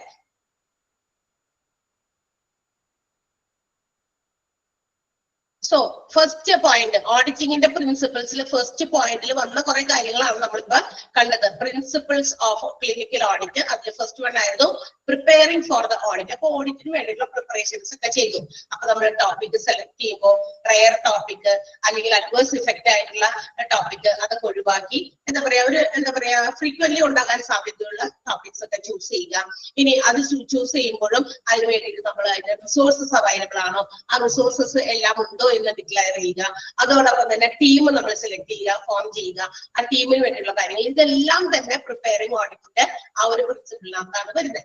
Then the second principle, രണ്ടാമത്തെ ക്ലിനിക്കൽ ഓഡിറ്റിന്റെ പ്രിൻസിപ്പിൾ ആണ് selection of indicators, criteria and standards and also definition of intervention strategies. അതായത് ഇനി നമ്മൾ രണ്ടാമത്തെ സ്റ്റെപ്പിൽ അല്ലെങ്കിൽ രണ്ടാമത്തെ പ്രിൻസിപ്പിൾ പറയുന്നത് ഇൻഡിക്കേറ്റേഴ്സ്, ക്രൈറ്റീരിയ ആൻഡ് സ്റ്റാൻഡേർഡ്, ഇത് സെലക്ട് ചെയ്യുന്ന കാര്യങ്ങളാണ്. So after identifying the audit problem, audit പ്രശ്നം എന്താണ്, ഓഡിറ്റിന് വേണ്ടിയിട്ടുള്ള കാര്യങ്ങളൊക്കെ നമ്മൾ മനസ്സിലാക്കി, അതിന് വേണ്ടിയിട്ടുള്ള റിസോഴ്സസ് അതുപോലെ ടീമൊക്കെ ഒരുക്കി കഴിഞ്ഞു. ഇനി അതിനുശേഷം നമ്മൾ എന്താണ് ചിന്തിക്കേണ്ടത്? ചില ഈ ഒരു എന്താ പറയാ ഓഡിറ്റിംഗ് നടത്തണമെങ്കിൽ it should be based on some standards. ചില നിലവാരത്തിന്റെ ബേസിസിലാണ് നമ്മൾ എന്ത് ചെയ്യുക, ഓഡിറ്റിംഗ് നടത്തുക. എന്തെങ്കിലും നിലവാരം ഉണ്ടെങ്കിൽ എന്നിട്ട് സ്റ്റാൻഡേർഡ് നമ്മൾ ഫോം ചെയ്യും. എന്ന് വെച്ചാൽ എന്താ, ഇപ്പൊ ഉദാഹരണം, ഇപ്പൊ നമ്മളിവിടെ എന്താ പറയാ ഒത്തിരി ഓരോ ആളുകളും അവരുടെ ജോലികൾ ചെയ്യുന്നുണ്ട്. ഇപ്പൊ ടീച്ചേഴ്സ് ആണ്, ടീച്ചിങ് ആണ് ചെയ്യുന്നത്. അപ്പൊ എന്ത് ചെയ്യും, ഓരോ ടീച്ചേഴ്സും എന്താണ് അവരിൽ നിന്ന് നമ്മുടെ മാനേജ്മെന്റ് അല്ലെങ്കിൽ നമ്മുടെ ഓർഗനൈസേഷന്റെ എംപ്ലോയർ ഉദ്ദേശിക്കുന്നത്, ഓരോ ടീച്ചേഴ്സിൽ നിന്നും എന്ത് കിട്ടണം, അവരുടെ റിസൾട്ട്, ടീച്ചേഴ്സിന്റെ പഠിപ്പിക്കുന്ന രീതി ആയിക്കോട്ടെ അല്ലെങ്കിൽ മറ്റെന്തെങ്കിലും കാര്യങ്ങൾ, അവരുടെ ആ എഫിഷ്യൻസി ഇത്ര എക്സ്പെക്ട് ചെയ്യും, എംപ്ലോയർ ഇത്ര എക്സ്പെക്ട് ചെയ്യും, അവർ ഇന്ന് ഇത്രയും ജോലി ചെയ്യും അല്ലെങ്കിൽ ഈ രീതിയിൽ അവരിൽ നമുക്കൊരു റിസൾട്ട് കിട്ടും എന്ന് നമ്മൾ പ്രതീക്ഷിക്കും. നമ്മൾ അങ്ങനെ എന്തെങ്കിലും കാര്യങ്ങൾ ചെയ്യുമ്പോൾ നമ്മൾ അങ്ങനെ പ്രതീക്ഷിക്കുമല്ലോ. എംപ്ലോയർ ഓൾസോ അങ്ങനെ വിചാരിക്കുക, എക്സ്പെക്ട് ചെയ്യും ഇത്രയും. ആ എക്സ്പെക്ട് ചെയ്യുന്നത് അവരുടെ സ്റ്റാൻഡേർഡ് ആണ്. ഇത്രയെങ്കിലും നമ്മൾക്ക് അവരിൽ നിന്ന് കിട്ടണം ഔട്ട്പുട്ട്, റിസൾട്ട്. അപ്പൊ നമ്മൾ എന്ത് ചെയ്യുന്നു, അവരത് ചെയ്ത് കഴിയുമ്പോൾ അവർക്ക് കണ്ടെത്താൻ സാധിക്കും എത്രത്തോളം നമ്മൾ എക്സ്പെക്ട് ചെയ്ത ആ ലെവലിലേക്ക് അവർ റീച്ച് ചെയ്തോ ഇല്ലയോ എന്ന് അവരുടെ പെർഫോമൻസിൽ നിന്ന് മനസ്സിലാക്കാൻ പറ്റും. അപ്പൊ so everything should be have some standard. നമുക്ക് എന്തെങ്കിലും ഓഡിറ്റിംഗ് നടത്തണമെങ്കിലും അതുപോലെ എന്തെങ്കിലും ഒരു സ്റ്റാൻഡേർഡ് ഉണ്ടായിരിക്കണം. ഏത് ലെവലിലേക്കാണ് നമ്മൾ എത്തേണ്ടത്, അങ്ങനെ ഒരു സ്റ്റാൻഡേർഡ്. സോ ബിഫോർ ആ ഒരു കമ്പയർ എന്താ പറയുക സ്റ്റാൻഡേർഡുമായിട്ടാണ് we have to compare the ഓഡിറ്റിംഗിന്റെ റിസൾട്ട് നമ്മൾ എന്ത് ചെയ്യേണ്ടത്, കമ്പയർ ചെയ്യേണ്ടത്. അതിന് വേണ്ടിയിട്ട് ചില ഇമ്പോർട്ടന്റ് ആയിട്ടുള്ള നമ്മൾ നേരത്തെ പറഞ്ഞ ഇൻഡിക്കേറ്റേഴ്സ്, ക്രൈറ്റീരിയ, സ്റ്റാൻഡേർഡ്, ഇങ്ങനെയുള്ള ചില ടേംസിനെ കുറിച്ച് നമുക്ക് ആദ്യം തന്നെ എന്താണെന്ന് നോക്കാം. അതിന്റെ ഡെഫിനിഷൻസ് ആണ് പറഞ്ഞിരിക്കുന്നത്. എന്താണ് ഇൻഡിക്കേറ്റർ, എന്താണ് ക്രൈറ്റീരിയ, അതുപോലെ തന്നെ എന്താണ് സ്റ്റാൻഡേർഡ് എന്ന് പറയുന്നത്. ക്രൈറ്റീരിയ എന്ന് പറഞ്ഞാലും കുഴപ്പമൊന്നുമില്ല, ക്രൈറ്റീരിയ എന്ന് പറഞ്ഞാലും കുഴപ്പമൊന്നുമില്ല. Okay, so first one is indicator. Okay, ഒന്നാമത്തേത് ഇൻഡിക്കേറ്റർ ആണ്. സി ഈ ഇതെന്ന് പറയുന്നത് ഇൻഡിക്കേറ്റർ എന്ന് പറഞ്ഞ ഒരു വേരിയബിൾ ആണ്. ഒരു എന്താ പറയാ വേരിയബിൾ എന്ന് പറയുമ്പോൾ നമുക്ക് എന്താ പറയാ മലയാളത്തിൽ എന്താ പറയാ വേരിയബിൾ എന്ന് പറയുമ്പോൾ നമ്മള് മാത്സിലൊക്കെ വേരിയബിൾസ് എന്ന് പറയാറുണ്ട്, എക്സ് വൈ എന്നൊക്കെ അല്ലെ. എന്തെങ്കിലും ഒരു പർട്ടിക്കുലർ കാര്യം, അതാണ് ഒരു വേരിയബിൾ. ആട്രിബ്യൂട്ട്സ്, വേരിയബിൾസ് എന്നൊക്കെ പറയുന്നത്. അപ്പൊ ഇതൊരു വേരിയബിൾ ആണ് to describe complex phenomena and also measure the changes according to the defined standard. ഒരു ഏതെങ്കിലും ക്രൈറ്റീരിയ അല്ലെങ്കിൽ ഒരു സ്റ്റാൻഡേർഡ് നമ്മൾ കീപ്പ് ചെയ്ത് വെച്ചിട്ട് അത് വെച്ചിട്ട് നമ്മൾ മെഷർ ചെയ്യുക. ഏതെങ്കിലും ഒരു വ്യാഖ്യാനിച്ച് എന്തെങ്കിലും കോംപ്ലക്സ് ആയിട്ടുള്ള ഒരു പ്രശ്നത്തെ, ഒരു ഭയങ്കര കോംപ്ലക്സ് ആയിട്ടുള്ള പ്രശ്നം, ഒരു കാര്യം നമ്മൾ എടുക്കുന്നു, അത് മനസ്സിലാക്കുന്നു, പഠിക്കുന്നു, എന്നിട്ട് നേരത്തെ ഉണ്ടാക്കി വെച്ചിരുന്ന ഒരു ക്രൈറ്റീരിയയുമായിട്ട് അതിനെ മെഷർ ചെയ്യുന്നു. അതിന്റെ ചേഞ്ചസ്, എത്രത്തോളം ചേഞ്ചസ് ഉണ്ടായി എന്നുള്ളത്. അപ്പൊ എന്തിനു വേണ്ടിയിട്ടാണ്? അതായത് നമ്മള് മാറ്റങ്ങൾ കൊണ്ടുവരാനാണ്. ഓഡിറ്റിംഗിന്റെ ലക്ഷ്യം എന്ന് പറയുന്നത് മാറ്റങ്ങൾ കൊണ്ടുവരാനാണ്, പുതിയ പുതിയ പ്രോസസ്സ് കൊണ്ടുവരാനാണ്. നേരത്തെ നമ്മൾ പറഞ്ഞു ന്യൂ പ്രോസസ്സ് ഇൻട്രൊഡ്യൂസ് ചെയ്യാനൊക്കെ വേണ്ടിയിട്ടാണ്. അപ്പൊ അങ്ങനെ ഇൻട്രൊഡ്യൂസ് ചെയ്യാൻ, ആ ന്യൂ ചേഞ്ചസ് കൊണ്ടുവരാൻ വേണ്ടിയിട്ടാണ് ഇത്തരം ഒരു എന്താ പറയാ കോംപ്ലക്സ് ആയിട്ടുള്ള കാര്യങ്ങളെ കുറിച്ച് പഠിക്കുന്നതും അതിന് ചേഞ്ചസ് കൊണ്ടുവരാൻ ആഗ്രഹിക്കുന്നതും. ആ changes it can be expressed. അതിനെ നമുക്ക് ആ ചേഞ്ചസിനെ നമുക്ക് എന്തൊക്കെ രീതിയിൽ എക്സ്പ്രസ് ചെയ്യാം? ഒരു അബ്സല്യൂട്ട് നമ്പർ ആയിട്ട് എന്താ പറയാ നമുക്ക് റെപ്രസെന്റ് ചെയ്യാൻ പറ്റും. അതുപോലെ അല്ലെങ്കിൽ പെർസെന്റേജ് ആയിട്ട് പറ്റും, അല്ലെങ്കിൽ റേഷ്യോ, റേറ്റ് ആയിട്ട് പറ്റും, അല്ലെങ്കിൽ ആവറേജിൽ. അപ്പൊ നമ്മൾ പറയാം ഇൻഡിക്കേറ്റർ എന്ന് പറയുന്നത് സൂചകം എന്നൊക്കെ നമ്മൾ മലയാളത്തിൽ പറയും. അതിനെ മലയാളത്തിലെ സൂചകം എന്നൊക്കെ പറയാറുണ്ട്. അപ്പോ നിലവില് നമുക്കുള്ള ഒരു സ്റ്റാൻഡേർഡ് അല്ലെങ്കിൽ ക്രൈറ്റീരിയ എത്രത്തോളം ഉണ്ടോ അതിലേക്ക് നമ്മുടെ ഓഡിറ്റിംഗിന്റെ ചേഞ്ചസ് കൊണ്ടുവരാനായിട്ട് ഉള്ള ആ ഒരു ശ്രമം. മനസ്സിലായോ? അതാണ് എന്തെന്ന് വിളിക്കുക, അങ്ങനെ ഒരു വേരിയബിൾ, അതിനെയാണ് നമ്മൾ ഇൻഡിക്കേറ്റേഴ്സ് എന്ന് വിളിക്കുക. ഇൻഡിക്കേറ്റർ നമുക്ക് ഏതൊക്കെ രീതിയിൽ എക്സ്പ്രസ് ചെയ്യാൻ പറ്റും എന്ന് പറഞ്ഞാൽ പെർസെന്റേജ്, 100% എത്തിക്കണം. നമ്മളുടെ ഇവിടെയുള്ള ചില പ്രശ്നങ്ങൾ നമ്മൾ കണ്ടെത്തുന്നു, പഠിക്കുന്നു, പക്ഷെ ഇതൊക്കെ മാറ്റി നമ്മൾ അതിനെ 100% ലെവലിലേക്ക് എത്തിക്കുന്നു. അല്ലെങ്കിൽ ഒരു അബ്സല്യൂട്ട് നമ്പർ, നമ്മുടെ ഇത്രയും പേഷ്യൻസ് വളരെ കുറവാണല്ലോ ഇന്ന ഡിപ്പാർട്ട്മെന്റിൽ എത്തുന്നത്, അത് പാടില്ല. നമുക്ക് ആ പേഷ്യൻസിന്റെ എണ്ണം കുറച്ചൊക്കെ വർദ്ധിപ്പിക്കണം. ഒരു 50% ഒരു ദിവസം ആ ഒരു ഡിപ്പാർട്ട്മെന്റിൽ വരണം. ഓക്കെ, അപ്പൊ ഒരു 50 നമ്പർ കണ്ടോ, അത് നമ്പറിലും റെപ്രസെന്റ് ചെയ്യാം. പെർസെന്റേജിലാണെങ്കിൽ 100%നോ 80%നോ അങ്ങനെയും നമുക്ക് പറയാം. ഓക്കെ, അങ്ങനെ പറയാം. പിന്നെന്താ, റേറ്റ് ആയിട്ട് നമുക്ക്, അതായത് ഒരു ദിവസത്തില് ഇത്ര മണിക്കൂറിനുള്ളിൽ എന്താ പറയാ ഒരു 2 പേഷ്യൻസ്, മണിക്കൂറിൽ 2 പേഷ്യന്റെങ്കിലും വരണം അല്ലെ, 1:2, ഒരു മണിക്കൂറിൽ 2 പേഷ്യന്റെങ്കിലും വരണം. റേറ്റ് ആയിട്ട് പറയാം. അങ്ങനെ അല്ലെങ്കിൽ ആവറേജ് ആയിട്ട്, ശരാശരി അല്ലെ, ആവറേജ് ആയിട്ട് നമുക്ക് ഇങ്ങനെ പറയാം. അങ്ങനെ പല രീതിയിൽ നമുക്ക് എന്ത് ചെയ്യാം, ഒരു ഇൻഡിക്കേറ്ററിനെ നമുക്ക് റെപ്രസെന്റ് ചെയ്യാൻ പറ്റും. അപ്പൊ ഇൻഡിക്കേറ്റർ എന്ന് പറയുന്ന ഒരു വേരിയബിൾ ആണ് to describe complex phenomena and to measure changes according to the defined criteria. നമ്മൾ നേരത്തെ നിർവചിച്ചു വെച്ചിരിക്കുന്ന ഒരു സ്റ്റാൻഡേർഡുമായിട്ട് എത്രത്തോളം മാറ്റങ്ങൾ കൊണ്ടുവരാൻ ഓഡിറ്റിംഗിന് സാധിച്ചിട്ടുണ്ട് എന്നുള്ളത് ഡിസ്ക്രൈബ് ചെയ്യുന്ന ഒരു വേരിയബിൾ, അതിനെയാണ് നമ്മൾ ഇൻഡിക്കേറ്റർ എന്ന് വിളിക്കുക. ഇൻഡിക്കേറ്റർ എക്സ്പ്രസ് ചെയ്യുന്നത് പെർസെന്റേജില്, റേറ്റില്, നമ്പറില്, അതുപോലെ തന്നെ ആവറേജിൽ, ഏതെങ്കിലും രീതിയിൽ നമുക്ക് എക്സ്പ്രസ് ചെയ്യാം. Okay, so first and last sentence ഒന്ന് അണ്ടർലൈൻ ചെയ്യാം കേട്ടോ. ഇൻഡിക്കേറ്റർ എന്ന സെന്റൻസ് അവിടെ നിന്ന് തുടങ്ങിയിട്ട് ക്രൈറ്റീരിയ വരെ അണ്ടർലൈൻ ചെയ്താൽ മതി. അതിനുശേഷം ഇറ്റ് ക്യാൻ ബി, ആ ഇറ്റ് എന്നുള്ളത് നമ്മൾ ചേർത്ത് വായിക്കണം. Indicator can be expressed as absolute number. Absolute number എന്നാൽ കൃത്യ സംഖ്യ, നേരത്തെ പറഞ്ഞല്ലോ 50 പേഷ്യൻസ് എങ്കിലും അല്ലെങ്കിൽ 10 പേഷ്യൻസ് എങ്കിലും, അങ്ങനെ പെർസെന്റേജ്, റേറ്റ് ഓർ ആവറേജ്. ആ 2 സെന്റൻസ് അണ്ടർലൈൻ ചെയ്യാം.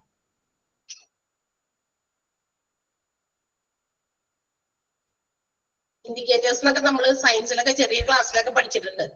ഇൻഡിക്കേറ്റർ, സൂചകങ്ങൾ, ആസിഡ് ബേസും ഒക്കെ മനസ്സിലാക്കാനുള്ള സൂചകങ്ങൾ അല്ലെ. ബ്ലൂ ലിറ്റ്മസ് റെഡ് ആകും, റെഡ് ബ്ലൂ ലിറ്റ്മസ് ആകും എന്നൊക്കെ അല്ലെ.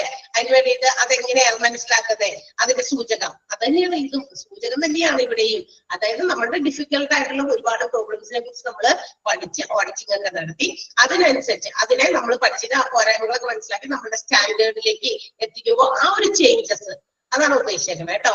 അത് എത്രത്തോളം ആ ചേഞ്ചസ് കൊണ്ടുവരാൻ പറ്റും അതിനെയാണ് നമ്മൾ ഇൻഡിക്കേറ്റർ എന്ന് ഇവിടെ ഈ ഒരു രീതിയിൽ വിളിക്കാം ഓഡിറ്റിൽ. ക്ലിയർ ആയോ? Clear? Okay, very good. Yes, അടുത്തത് അപ്പൊ രണ്ടാമത്തെ ഡെഫിനിഷൻ. അപ്പൊ ഇൻഡിക്കേറ്റർ ഉണ്ട്, ക്രൈറ്റീരിയ ഉണ്ട്, അതുപോലെ സ്ട്രാറ്റജീസ് ഉണ്ട്, സ്റ്റാൻഡേർഡ് ഉണ്ട്.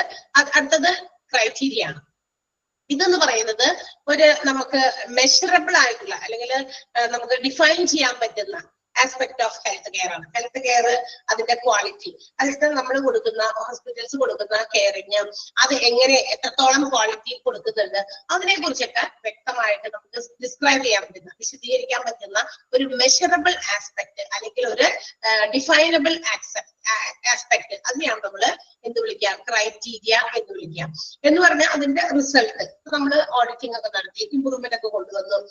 അതിനുശേഷം നമ്മൾ എന്ത് ചെയ്യാണ്, ആ പെർഫോമൻസ് അല്ലെങ്കിൽ അതിനുശേഷം ഉണ്ടാകുന്ന ഫങ്ഷൻസ് ഒക്കെ നോക്കി അപ്പൊ അതിന്റെ ഒരു outcome means result, the result which can be measured, നമുക്ക് അതിൽ നിന്ന് എടുക്കാൻ പറ്റുന്ന ആ ഒരു റിസൾട്ട് എത്രത്തോളം ഉണ്ട് അതൊക്കെയാണ് നമുക്ക് എന്തെന്ന് വിളിക്കാൻ. ഒരു റിസൾട്ട് കിട്ടി അത് മെഷർ ചെയ്യാൻ പറ്റുന്ന രീതിയിൽ അതിനെയാണ് നമ്മൾ ക്രൈറ്റീരിയ എന്ന് വിളിക്കാം.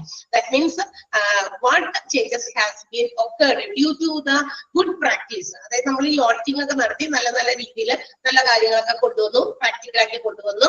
എന്നിട്ട് നമ്മൾ എന്ത് ചെയ്തു, എവിഡൻസ് ബേസ്ഡ് ആയിട്ടുള്ള എന്ന് വെച്ചാൽ എവിഡൻസ് ബേസ്ഡ് എന്ന് പറഞ്ഞാൽ തെളിവുകളുടെ അടിസ്ഥാനത്തിലൊക്കെ പണ്ടൊക്കെ ചില രോഗങ്ങളൊക്കെ വന്നു, ആ രോഗങ്ങളൊക്കെ എങ്ങനെയാ ഇല്ലാതാക്കിയ. ഇപ്പൊ ചിലപ്പോ ചില ഹോസ്പിറ്റൽസിലെ ഏതെങ്കിലും പർട്ടിക്കുലർ ഡിപ്പാർട്ട്മെന്റില് നമ്മളിങ്ങനെ പോയിക്കുമ്പോ അത്ര അങ്ങോട്ട് പോരാ, അവിടെ അത്ര നല്ല രീതി അതിന് നല്ലതാണ്, പക്ഷെ മറ്റേ ഒരു കാര്യത്തിന് നല്ലതാണ് കേട്ടോ. ചില അങ്ങനെ നമ്മൾ പറയാറില്ലേ, അതെ കണ്ണിനൊക്കെ വളരെ നല്ല ഡോക്ടേഴ്സ് ഒക്കെ ഉണ്ട്, വളരെ നല്ല ബെസ്റ്റ് ഡോക്ടേഴ്സ് ഒക്കെയാണ് അവിടെ നല്ല. അപ്പൊ അവിടെ ആ ഒരു ഡിപ്പാർട്ട്മെന്റിലും ഒരുപാട് പേഷ്യൻസ് ഒക്കെ വരുന്നു. അതേസമയം വേറെ ഡിപ്പാർട്ട്മെന്റ് ഉണ്ട് അവിടെ ചിലപ്പോൾ ഒരു കാർഡിയോളജി അത്ര അങ്ങോട്ട് പോരാ, അവിടുത്തെ ഫെസിലിറ്റീസോ മറ്റു കാര്യങ്ങളോ ചിലപ്പോൾ എന്തെങ്കിലും അവിടെ നമ്മൾ ഉദ്ദേശിക്കുന്ന സാറ്റിസ്ഫാക്ഷൻ നമുക്ക് അത്തരം ഡിപ്പാർട്ട്മെന്റിന് കിട്ടില്ല. ഒരു ഹോസ്പിറ്റലിലെ എല്ലാ ഡിപ്പാർട്ട്മെന്റും എന്താ പറയാ ഏറ്റവും ബെസ്റ്റ് സർവീസ് കൊടുക്കണം നിർബന്ധമൊന്നുമില്ല. ചില ഡിപ്പാർട്ട്മെന്റ് മേ ബി അങ്ങനെ ഇങ്ങനെയൊക്കെ ചിലപ്പോൾ മാറ്റങ്ങളൊക്കെ ഉണ്ടായിരിക്കും.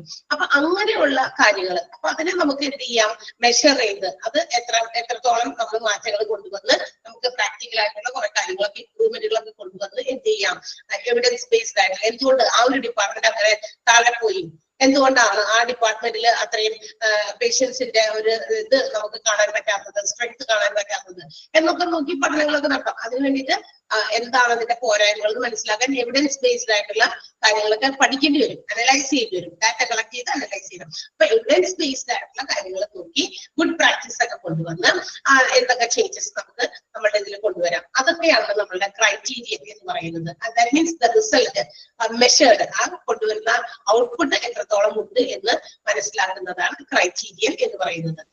അപ്പോ അന്ന് അണ്ടർലൈൻ ചെയ്യാം, ക്രൈറ്റീരിയൻ ആ ഫസ്റ്റ് സെന്റൻസ് മാത്രം അണ്ടർലൈൻ ചെയ്താൽ മതി. It is a definable and measurable aspect of health care that describes its quality. Health കെയറിൽ കൊടുക്കുന്ന ക്വാളിറ്റി സർവീസസിനെ കുറിച്ച് എന്താ പറയാ ഡിഫൈൻ ചെയ്യുകയും അതുപോലെ തന്നെ മെഷർ ചെയ്യാൻ പറ്റുന്ന ഒരു ആസ്പെക്ട്, അതിനെയാണ് നമ്മൾ ക്രൈറ്റീരിയ എന്ന് വിളിക്കുക. ഫസ്റ്റ് സെന്റൻസ് മാത്രം അണ്ടർലൈൻ ചെയ്താൽ മതി. ഇൻഡിക്കേറ്റർ എന്താണ്, ക്രൈറ്റീരിയ എന്താണ്, അതുപോലെ തന്നെ സ്റ്റാൻഡേർഡ്, ഇത് മൂന്നും ഇമ്പോർട്ടന്റ് ആണ് ആ സെന്റൻസുകൾ കേട്ടോ.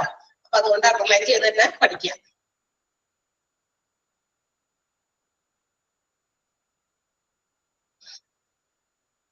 ഇനി സ്റ്റാൻഡേർഡ് നമ്മൾ സാധാരണ കേൾക്കുന്നത് പോലെ തന്നെ ഒരു സ്റ്റാൻഡേർഡ് ഒരു നിലവാരത്തിലേക്ക് നമ്മൾ എത്തിച്ചേരണം എന്ന് വെച്ചാൽ സ്റ്റാൻഡേർഡ് എന്ന് പറയുന്നത് ഇവിടെ ഹോസ്പിറ്റലിനെ സംബന്ധിച്ച് ഓഡിറ്റിംഗിലെ സ്റ്റാൻഡേർഡ് എന്ന് പറയുന്നത് the standard care to be achieved. നമ്മൾ നേരത്തെ കൂടി തീരുമാനിച്ചു വെച്ചാൽ, നേരത്തെ ഞാൻ ഉദാഹരണം പറഞ്ഞല്ലോ, എംപ്ലോയർ എന്നിൽ നിന്നും എത്ര റിസൾട്ട് പ്രതീക്ഷിക്കുന്നുണ്ട്, എന്റെ പഠിപ്പിക്കുന്ന രീതി ആയിക്കോട്ടെ, എന്റെ ജോബ് റെസ്പോൺസിബിലിറ്റീസ് ഞാൻ എത്രത്തോളം ചെയ്യുന്നു എന്ന് എക്സ്പെക്ട് ചെയ്യുന്നുണ്ട് അവരൊരു സ്റ്റാൻഡേർഡ്. അത് നമുക്ക് അച്ചീവ് ചെയ്യണം വേണ്ടേ? ആ സ്റ്റാൻഡേർഡിലേക്ക് നമ്മളെ ഓരോരുത്തരും എത്ര എണ്ണാണ് എംപ്ലോയർ, എന്നാലും അവർക്ക് ഗുണമുള്ളൂ, ഓർഗനൈസേഷന് ഗുണമുള്ളൂ. ഓരോ എംപ്ലോയീസും വരുമ്പോ തന്നെ ചിലപ്പോ അത്രയും പെർസെന്റേജ് റിസൾട്ട് കിട്ടണം നിർബന്ധമില്ല. പക്ഷെ ആഴ്ചകളോ മാസങ്ങളോ ഒക്കെ കഴിയുമ്പോഴേക്കും എന്ത് ചെയ്യണം? ടീച്ചേഴ്സ് അവരുടെ ആ ഒരു രീതിയിലേക്ക് അവർ പെർഫെക്റ്റ് ആകണം, അല്ലെങ്കിൽ വളരെ സ്പെഷ്യലൈസ്ഡ് ആകണം. അതാണ് അവർക്ക് വേണ്ട റിസൾട്ട്. നമ്മുടെ ഓർഗനൈസേഷന്റെ എന്താ പറയാ ഓർഗനൈസർക്ക് അല്ലെങ്കിൽ എന്റർപ്രണർക്ക് വേണ്ട ആ ഒരു റിസൾട്ട് എന്ന് പറയുന്നത് മാക്സിമം ഔട്ട്പുട്ട് ആണ്. മാക്സിമം ഔട്ട്പുട്ട് എന്ന് പറയുന്നതാണ് സ്റ്റാൻഡേർഡ്. അപ്പൊ ഇതിൽ നിന്ന് എക്സ്പെക്ട് ചെയ്യുന്ന എന്താണോ അത് അവർക്ക് നമ്മൾ കൊടുക്കണം, അല്ലെങ്കിൽ അത് നേടണം. അതാണ് standard. It is the standard of care. ഇവിടെ നമ്മുടെ ഓഡിറ്റിംഗില് സ്റ്റാൻഡേർഡ് ഓഫ് കെയർ ഇത്ര വെച്ചിട്ടുണ്ട്, ആ കെയർ കൊടുക്കണം. To be achieved for each specific criteria. നമ്മൾ നേരത്തെ ക്രൈറ്റീരിയൻ ഫിക്സ് ചെയ്തിട്ടുണ്ട്. ആ ക്രൈറ്റീരിയനിലേക്ക് എത്താനുള്ള നമ്മളുടെ ഒരു നിലവാരം, അതാണ് അത് നമ്മൾ എത്തിച്ചേരണം, അച്ചീവ് ചെയ്യണം എന്നുള്ളതാണ് എന്ത് വിളിക്കുക? സ്റ്റാൻഡേർഡ് എന്ന് വിളിക്കുക. സ്റ്റാൻഡേർഡ് യൂഷ്വലി എന്തിൽ മാത്രമേ റെപ്രസെന്റ് ചെയ്യുള്ളൂ? പെർസെന്റേജിൽ മാത്രമാണ് റെപ്രസെന്റ് ചെയ്യുക. സ്റ്റാൻഡേർഡ് എപ്പോഴും പെർസെന്റേജിൽ 100% പെർഫോമൻസ് കണ്ടില്ലേ? 50% പെർഫോമൻസ്, 60% പെർഫോമൻസ്. നമ്മൾ കുട്ടികളെ സ്കൂളുകളിലൊക്കെ ആണെങ്കിൽ കുട്ടികളെ പറയും, ഇപ്പൊ നിങ്ങളുടെയൊക്കെ പരീക്ഷയൊക്കെ കഴിഞ്ഞ് മാർക്ക് കിട്ടി കഴിയുമ്പോൾ നമ്മളതൊന്ന് എന്താ പറയാ പെർസെന്റേജിലേക്ക് കൺവേർട്ട് ചെയ്യാണ്. എന്ന് വെച്ചാൽ സ്റ്റാൻഡേർഡ് പെർസെന്റേജ് എന്ന് പറയുന്നത് എത്രയാ? 100% മാർക്ക് കിട്ടുക, 100 കിട്ടുക, അതാണല്ലോ 100%. അതാണ് സ്റ്റാൻഡേർഡ്, അതാണ് അച്ചീവ് ചെയ്യേണ്ടത്. പക്ഷെ എല്ലാവരും അവിടേക്ക് എത്തണമെന്നില്ല. ചിലപ്പോൾ 50% മാർക്കാകാം, ചിലപ്പോൾ 95 ആകാം, 99 ആകാം, ആ പെർസെന്റേജിലേക്ക്. മനസ്സിലായോ? അപ്പൊ അണ്ടർലൈൻ ചെയ്യേണ്ടത് it is the standard of care to be achieved for specific criterion usually expressed as a percentage. Sentence ഒന്ന് അണ്ടർലൈൻ ചെയ്യാം.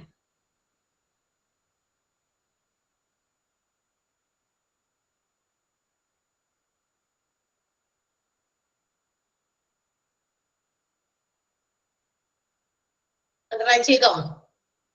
ഓക്കെ.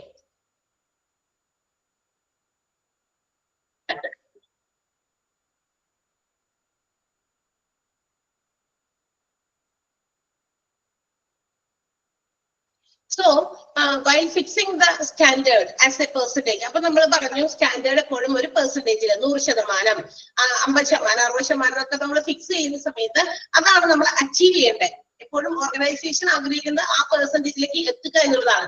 പക്ഷെ അത് എല്ലായ്പ്പോഴും നമുക്ക് അത്തരം ഒരു ചില സാഹചര്യങ്ങളിൽ നമുക്ക് ഇത്രയും 100% വേണമെന്ന് നിർബന്ധമില്ല. ഇപ്പൊ ഓഡിറ്റിംഗ് നടത്തി കഴിയുമ്പോൾ they can understand, they can make some indicators. അതായത് ഇവർക്ക് അത് ഇൻഡിക്കേറ്റ് ചെയ്യാൻ പറ്റും. എന്ന് വെച്ചാൽ ചില സ്റ്റാൻഡേർഡ് എന്താ പറയാ 100%ലേക്ക് എത്തണമെന്നില്ല, ചിലതിന് 100%ലേക്ക് എത്തണം എന്നുള്ളതാണ്. ഇപ്പൊ ഉദാഹരണത്തിന് ഒരു എക്സാമ്പിൾ പറയുന്നുണ്ട്. Use of mask during the dressing of central venous catheters. But in general, it is sufficient to meet the standard in a lower percentage. For example, 80% of patients. അതായതില്ലേ നമ്മളിപ്പോ CVC എന്ന് പറയുന്നത് സെൻട്രൽ വീനസ് കത്തീറ്റേഴ്സ് എന്ന് പറയുന്നത് ഒരു എന്താ പറയാ ഒരു thin flexible ഒരു ട്യൂബ് പോലത്തെ ഒരു സാധനമാണ്. അതായത് നമ്മളുടെ വെയിൻസിലേക്കൊക്കെ ഇങ്ങനെ കടത്തി വിട്ടിട്ട് ഫ്ലൂയിഡ്സോ ഡ്രഗ്സോ ബ്ലഡോ ഒക്കെ ഇങ്ങനെ കേൾക്കാൻ വേണ്ടിയിട്ടുള്ള ഒരു സാധനം. ആ കത്തീറ്റേഴ്സ് ഉപയോഗിക്കുന്ന സമയത്ത് ഇല്ലേ എന്താ പറയാ നമ്മളുടെ അങ്ങനത്തെ കാര്യങ്ങളൊക്കെ ചെയ്യുന്ന സമയത്ത് മാസ്ക് യൂസ് ചെയ്യണം. 100%ഉം ആ മാസ്ക് യൂസ് ചെയ്യണം എന്നാണ്. പേഷ്യൻസിനെയൊക്കെ ഡീൽ ചെയ്യാനൊക്കെ ഉള്ളതാണല്ലോ. പക്ഷെ എല്ലാത്തിനും അങ്ങനെ വേണ്ട. ഏകദേശം ഒരു 80% ഓഫ് പേഷ്യൻസിന് മാത്രമേ ആവശ്യമുള്ളൂ. അത്രയും വലിയ സ്റ്റാൻഡേർഡും നമ്മൾ ഫിക്സ് ചെയ്യേണ്ട ആവശ്യമില്ല. അപ്പൊ സ്റ്റാൻഡേർഡ് നമ്മൾ ഫിക്സ് ചെയ്യുമ്പോൾ എപ്പോഴും 100%ലേക്ക് നമുക്ക് വേണം, അല്ലെങ്കിൽ 100% റിസൾട്ട് കിട്ടുന്ന രീതിയിൽ വേണമെന്ന് ഇല്ല. ചില ഇൻഡിക്കേറ്റേഴ്സ് നമുക്ക് കുറച്ചുകൂടി ലോവർ പെർസെന്റേജിൽ നമുക്ക് റെപ്രസെന്റ് ചെയ്യാൻ സാധിക്കുന്നതാണ്. അപ്പൊ 80% ഓഫ് പേഷ്യൻസ്, എല്ലാ പേഷ്യൻസിനും നമുക്ക് അങ്ങനെ ഈ മാസ്ക് ധരിക്കണം എന്ന് നിർബന്ധമൊന്നുമില്ല. ഓക്കെ, കാരണം എല്ലാവരുടെയും ഫ്ലൂയിഡ്സിൽ ഇങ്ങനെ അല്ലെങ്കിൽ ബ്ലഡോ അല്ലെങ്കിൽ ഇങ്ങനെയുള്ള ഏതെങ്കിലും ഫ്ലൂയിഡ്സോ ഒക്കെ നമ്മൾ ഡെലിവറി ചെയ്യുന്ന സമയത്ത് ഉൾപ്പെടുത്തുന്ന സമയത്ത് ആ വെയിൻസിലൊക്കെ ഈ പറയുന്ന CPC ഉപയോഗിക്കുമ്പോൾ മാസ്കുകൾ ധരിക്കുന്നത് ഇമ്പോർട്ടന്റ് അല്ല എന്നാണ് പറയുന്നത്. അപ്പൊ ലോവർ പെർസെന്റേജും വേണമെങ്കിൽ വയ്ക്കാം. ഫുൾ 100%ൽ നമ്മൾ സ്റ്റാൻഡേർഡ് കീപ്പ് ചെയ്യേണ്ട ആവശ്യമില്ല. ഇപ്പൊ പുതിയതായിട്ട് എൻ്റർ ചെയ്യുന്ന, അതുപോലെ തന്നെ നമ്മൾ വേറെ ഏതെങ്കിലും എക്സാമ്പിൾ പുതിയതായിട്ട് ജോലിക്ക് വരുന്ന ഒരു എംപ്ലോയി എന്ന് വിചാരിക്കാം, അതായിട്ട് കയറുന്നുള്ളൂ. ആളിൽ നിന്ന് 100% റിസൾട്ട് കിട്ടണമെന്ന് പറഞ്ഞു കഴിഞ്ഞാൽ ഇറ്റ്സ് വെരി ഡിഫിക്കൽട്ട്, ബുദ്ധിമുട്ടാണ്. കാരണം എന്താ, ആള് വരുന്നേ ഉള്ളൂ. അപ്പൊ ആള് ഇനി ഇവിടെ വന്ന് അത് പ്രാക്ടീസ് ചെയ്ത് ട്രെയിനിങ് ചെയ്ത് ആള് ജോലി ചെയ്ത് തുടങ്ങി കുറച്ച് കഴിയുമ്പോൾ ചിലപ്പോൾ 110% നമുക്ക് വെറുതെ പറയാവുന്ന രീതിയിൽ അങ്ങനെ 110 വരെ ഒക്കെ എത്താൻ സാധിക്കും.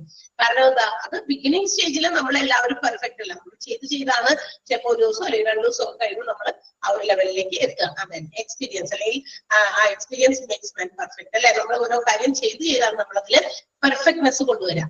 അപ്പൊ അതുപോലെ തന്നെ അപ്പൊ അതിൽ ആവശ്യമില്ല. അപ്പൊ നമുക്ക് വേണമെങ്കിൽ എന്ത് പറയാം, വരുന്നേ ഉള്ളൂ, ശരി, ഓക്കെ, നിങ്ങളിൽ നിന്ന് ഞാനൊരു 80% റിസൾട്ട് പ്രതീക്ഷിക്കുന്നത്. അത് ഓക്കെ, നിങ്ങൾ ഒരു 80% റിസൾട്ട് ആ ഒരു എംപ്ലോയി നമുക്ക് തരും. അത് കഴിഞ്ഞ് ചിലപ്പോ ഒരു മാസം കഴിഞ്ഞ് കഴിയുമ്പോൾ ആളിൽ നിന്ന് 100% നമ്മൾ എക്സ്പെക്ട് ചെയ്യാം. അപ്പൊ പറയാം, ഇനി എത്ര പോരാ, ഇനി കുറച്ചും കൂടി ഒക്കെ നമുക്ക് ഇമ്പ്രൂവ് ചെയ്യാൻ പറ്റും, നിങ്ങളെ കൊണ്ട് അതിനുള്ള കഴിവുണ്ട്, അവരുടെ മോട്ടിവേഷൻസ് ഒക്കെ കൊടുത്ത് ആളുടെ നിന്ന് ഫുൾ മാക്സിമം ഔട്ട്പുട്ട് നമുക്ക് ഉണ്ടാക്കിയെടുക്കാൻ പറ്റും. ക്ലിയർ ആയോ? ആ ഫസ്റ്റ് സ്റ്റാൻഡേർഡും പിന്നെ ഫസ്റ്റ് സെന്റൻസ് ഒന്ന് അണ്ടർലൈൻ ചെയ്താൽ മതി. ബാക്കിയൊക്കെ നിങ്ങൾ വായിച്ച് മനസ്സിലാക്കാനേ ഉള്ളതേ ഉള്ളൂ. ഓക്കെ, അപ്പൊ സ്റ്റാൻഡേർഡ്, ക്രൈറ്റീരിയ, അതുപോലെ തന്നെ ഇൻഡിക്കേറ്റേഴ്സ്, ഇതിന്റെ മൂന്നിന്റെയും ആ ഓരോ ഫസ്റ്റ് സെന്റൻസ് ഒന്ന് അണ്ടർലൈൻ ചെയ്യണം.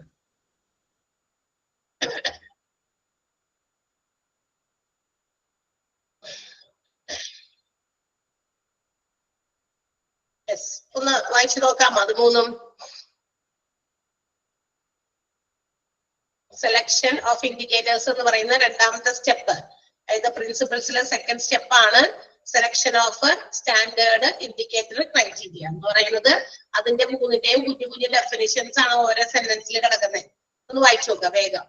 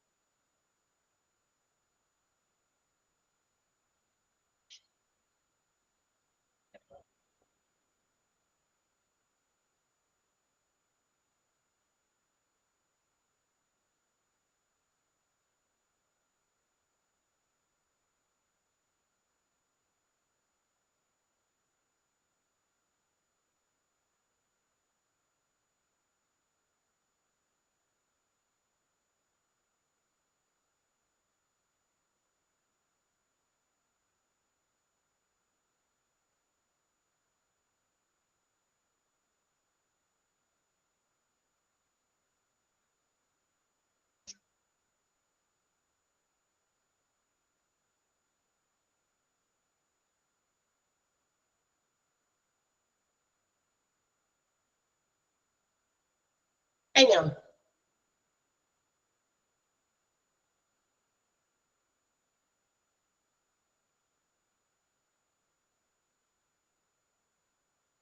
മെയിൻ ആയിട്ടുള്ള പോയിന്റ് മാത്രം പഠിച്ചാൽ മതി. ബാക്കിയുള്ളതൊക്കെ നിങ്ങളൊന്ന് വായിച്ച് മനസ്സിലാക്കുക. അത്രേ ഉള്ളൂ. ഇത് ഓഡിറ്റിംഗ് എന്ന് പറയുന്നത് നമ്മൾ മറ്റേന്തെങ്കിലും പഠിക്കുന്ന പോലെ അത്ര എളുപ്പമല്ല. ഓഡിറ്റിംഗ് എന്ന് ഓർക്കുമ്പോൾ തന്നെ നിങ്ങൾ ഇങ്ങനെ മനസ്സിൽ ഇത്രയും കാര്യം ആലോചിച്ചാൽ മതി. All departments have to be audited once in a year അല്ലെ. എല്ലാ ഡിപ്പാർട്ട്മെന്റുകളും ഓരോ വർഷത്തിലും ഓരോ പ്രാവശ്യം എന്ത് ചെയ്തിരിക്കണം, ഓഡിറ്റ് ചെയ്തിരിക്കണം. അത് ഇമ്പോർട്ടന്റ് ആണ് according to NABH standards. NABH standard പ്രകാരം ഇമ്പോർട്ടന്റ് ആണ്.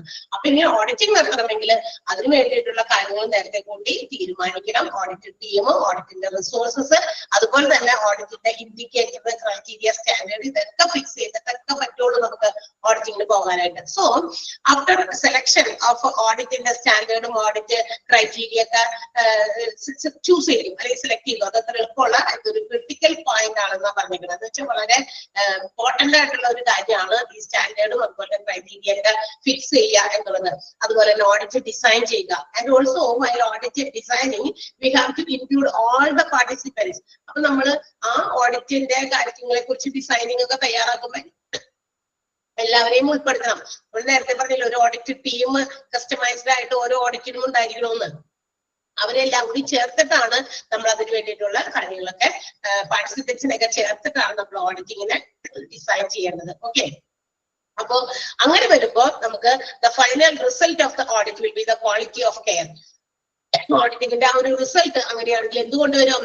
ഒരു ക്വാളിറ്റി ഓഫ് കെയർ കൊണ്ടുവരും. എന്ന് വെച്ചാൽ എന്താ, നല്ല രീതിയിൽ കെയറിംഗ് കൊടുക്കാനായിട്ട് ആ ഓഡിറ്റിങ്ങിന്റെ റിസൾട്ട് സഹായിക്കുന്നതാണ്. So that auditing has to be made according to the comparison with some parameters. ഇതിനു വേണ്ടിയിട്ട് നമ്മൾ ഓഡിറ്റിംഗ് നടത്തേണ്ടത് പല കാര്യങ്ങളുമായിട്ട് കമ്പയർ ചെയ്തിട്ടാണ്.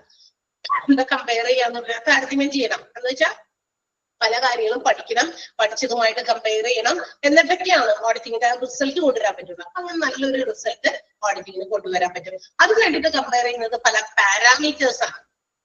അതായത് ചില സോഴ്സസ് ഓഫ് ഓഡിറ്റിന് വേണ്ടിയിട്ടുള്ള ചില സോഴ്സ് ഉറവിടങ്ങൾ നമ്മൾ കണ്ടെത്തണം. അപ്പൊ അതിന് വേണ്ടിയിട്ട് ഈ ക്രൈറ്റീരിയയും സ്റ്റാൻഡേർഡും ഒക്കെ നമുക്ക് ഡിറൈവ് ചെയ്യാൻ പറ്റുക. സ്റ്റാൻഡേർഡ്സ് എന്ന് പറയുന്നത് എന്താ, എവിടെന്നാ നമുക്ക് ഇതൊക്കെ ക്രൈറ്റീരിയയും സ്റ്റാൻഡേർഡൊക്കെ നമുക്ക് ഡിറൈവ് ചെയ്യാൻ പറ്റുക, എവിടെ നിന്നായിരിക്കും നമുക്ക് അതിന്റെ സോഴ്സ് എടുക്കാൻ പറ്റുക? ഇന്റർനാഷണൽ ഗൈഡ് ലൈൻസ് എന്ന് വെച്ചാൽ അബ്രോഡിൽ അല്ലെങ്കിൽ പുറത്ത് നാടുകളിലൊക്കെ എങ്ങനെയാണ് ഓരോ കാര്യങ്ങളും ഇങ്ങനെ ഒരു പ്രശ്നങ്ങൾ പ്രോബ്ലംസ് വന്നാൽ അവരതെങ്ങനെ ഓഡിറ്റ് ചെയ്തു, അസസ് ചെയ്തു, ഇവാലുവേറ്റ് ചെയ്തു. അപ്പൊ international guide lines we can use, അങ്ങനെ ഉപയോഗിക്കാം. സയന്റിഫിക് ലിറ്ററേച്ചർ നമ്മൾ സയൻസുമായിട്ട് ബന്ധപ്പെടുത്തി പഠനങ്ങളൊക്കെ നടത്തി നമുക്ക് അത് വെച്ച് ഒത്തുനോക്കി കമ്പയർ ചെയ്ത് പഠിക്കാം. പിന്നെ നമ്മളുടെ എക്സ്പേർട്ട് കോൺസെൻസസ് എന്ന് വെച്ചാൽ എക്സ്പേർട്ടുകളുമായിട്ട് കുറച്ച് എക്സ്പീരിയൻസ്ഡ് ആയിട്ടുള്ള ആളുകളുമായിട്ട് ഡിസ്കസ് ചെയ്ത് നമുക്ക് ഓഡിറ്റിംഗ് നടത്താം. Data obtain from other health care institutions, മറ്റേതെങ്കിലും തരത്തിലുള്ള ഹെൽത്ത് കെയർ ഓർഗനൈസേഷൻസിൽ നിന്ന് അല്ലെങ്കിൽ ഹെൽത്ത് കെയർ ഫെസിലിറ്റീസിൽ നിന്ന് അല്ലെങ്കിൽ പേഴ്സണലായിട്ട് നമ്മൾ വ്യക്തിപരമായിട്ട് കേസ് സ്റ്റഡീസ് ഒക്കെ നടത്തി നമ്മൾ തന്നെ സ്വന്തമായിട്ട് പോയി പഠിച്ച് ഏത് രീതിയിൽ നമുക്ക് എന്ത് ചെയ്യാം, നമ്മളുടെ ഈ ക്രൈറ്റീരിയ അതുപോലെ തന്നെ സ്റ്റാൻഡേർഡ് ഒക്കെ നമുക്ക് ഫിക്സ് ചെയ്യാനും അതുപോലെ തന്നെ നമുക്ക് ഓഡിറ്റിംഗ് നടത്താനും ഒക്കെ. അപ്പൊ ഈ ഓഡിറ്റിങ്ങിന് വേണ്ടിയിട്ടുള്ള ക്രൈറ്റീരിയ സ്റ്റാൻഡേർഡ് ഡിസൈൻ ചെയ്യാൻ and also for making audit നടത്താനും വേണ്ടിയിട്ട് നമുക്ക് ഉപയോഗിക്കാവുന്ന, എന്താ പറയാ, ആശ്രയിക്കാവുന്ന, ഡിപ്പെൻഡ് ചെയ്യാവുന്ന ചില കാര്യങ്ങളാണ് ഈ പറഞ്ഞേക്കുന്നത്. ഇന്റർനാഷണൽ ഗൈഡ് ലൈൻസ് ഉപയോഗിക്കാം, സയന്റിഫിക് ലിറ്ററേച്ചേഴ്സ് ഉപയോഗിക്കാം, എക്സ്പേർട്സുകളുടെ ആയിട്ടുള്ള ഒരു പഠനങ്ങൾ, എക്സ്പേർട്ടുകൾ അതിനെ കുറിച്ച് എന്തൊക്കെ പഠനങ്ങൾ നടത്തി അത് ഉപയോഗിക്കാം. Datas from health care facilities, മറ്റ് ഹെൽത്ത് കെയർ ഫെസിലിറ്റീസ് ഉപയോഗിച്ചിരിക്കുന്ന ഡാറ്റ നമുക്ക് പഠന വിധേയമാക്കാം. പേഴ്സണൽ കേസ് സ്റ്റഡീസ് നമ്മൾക്ക് സ്വന്തമായിട്ട് നടത്തിയും നമുക്ക് അതിന് വേണ്ടിയിട്ടുള്ള ക്രൈറ്റീരിയാസ് ഫിക്സ് ചെയ്യാൻ പറ്റും. ഓക്കെ, ആ സെന്റൻസ് വളരെ ഇമ്പോർട്ടന്റ് ആണ്, അതൊന്ന് അണ്ടർലൈൻ ചെയ്യാം. The sources from which criteria and standards can be derived may be international guidelines, scientific literature, expert consensus, data obtained by other healthcare facilities, and personal case studies.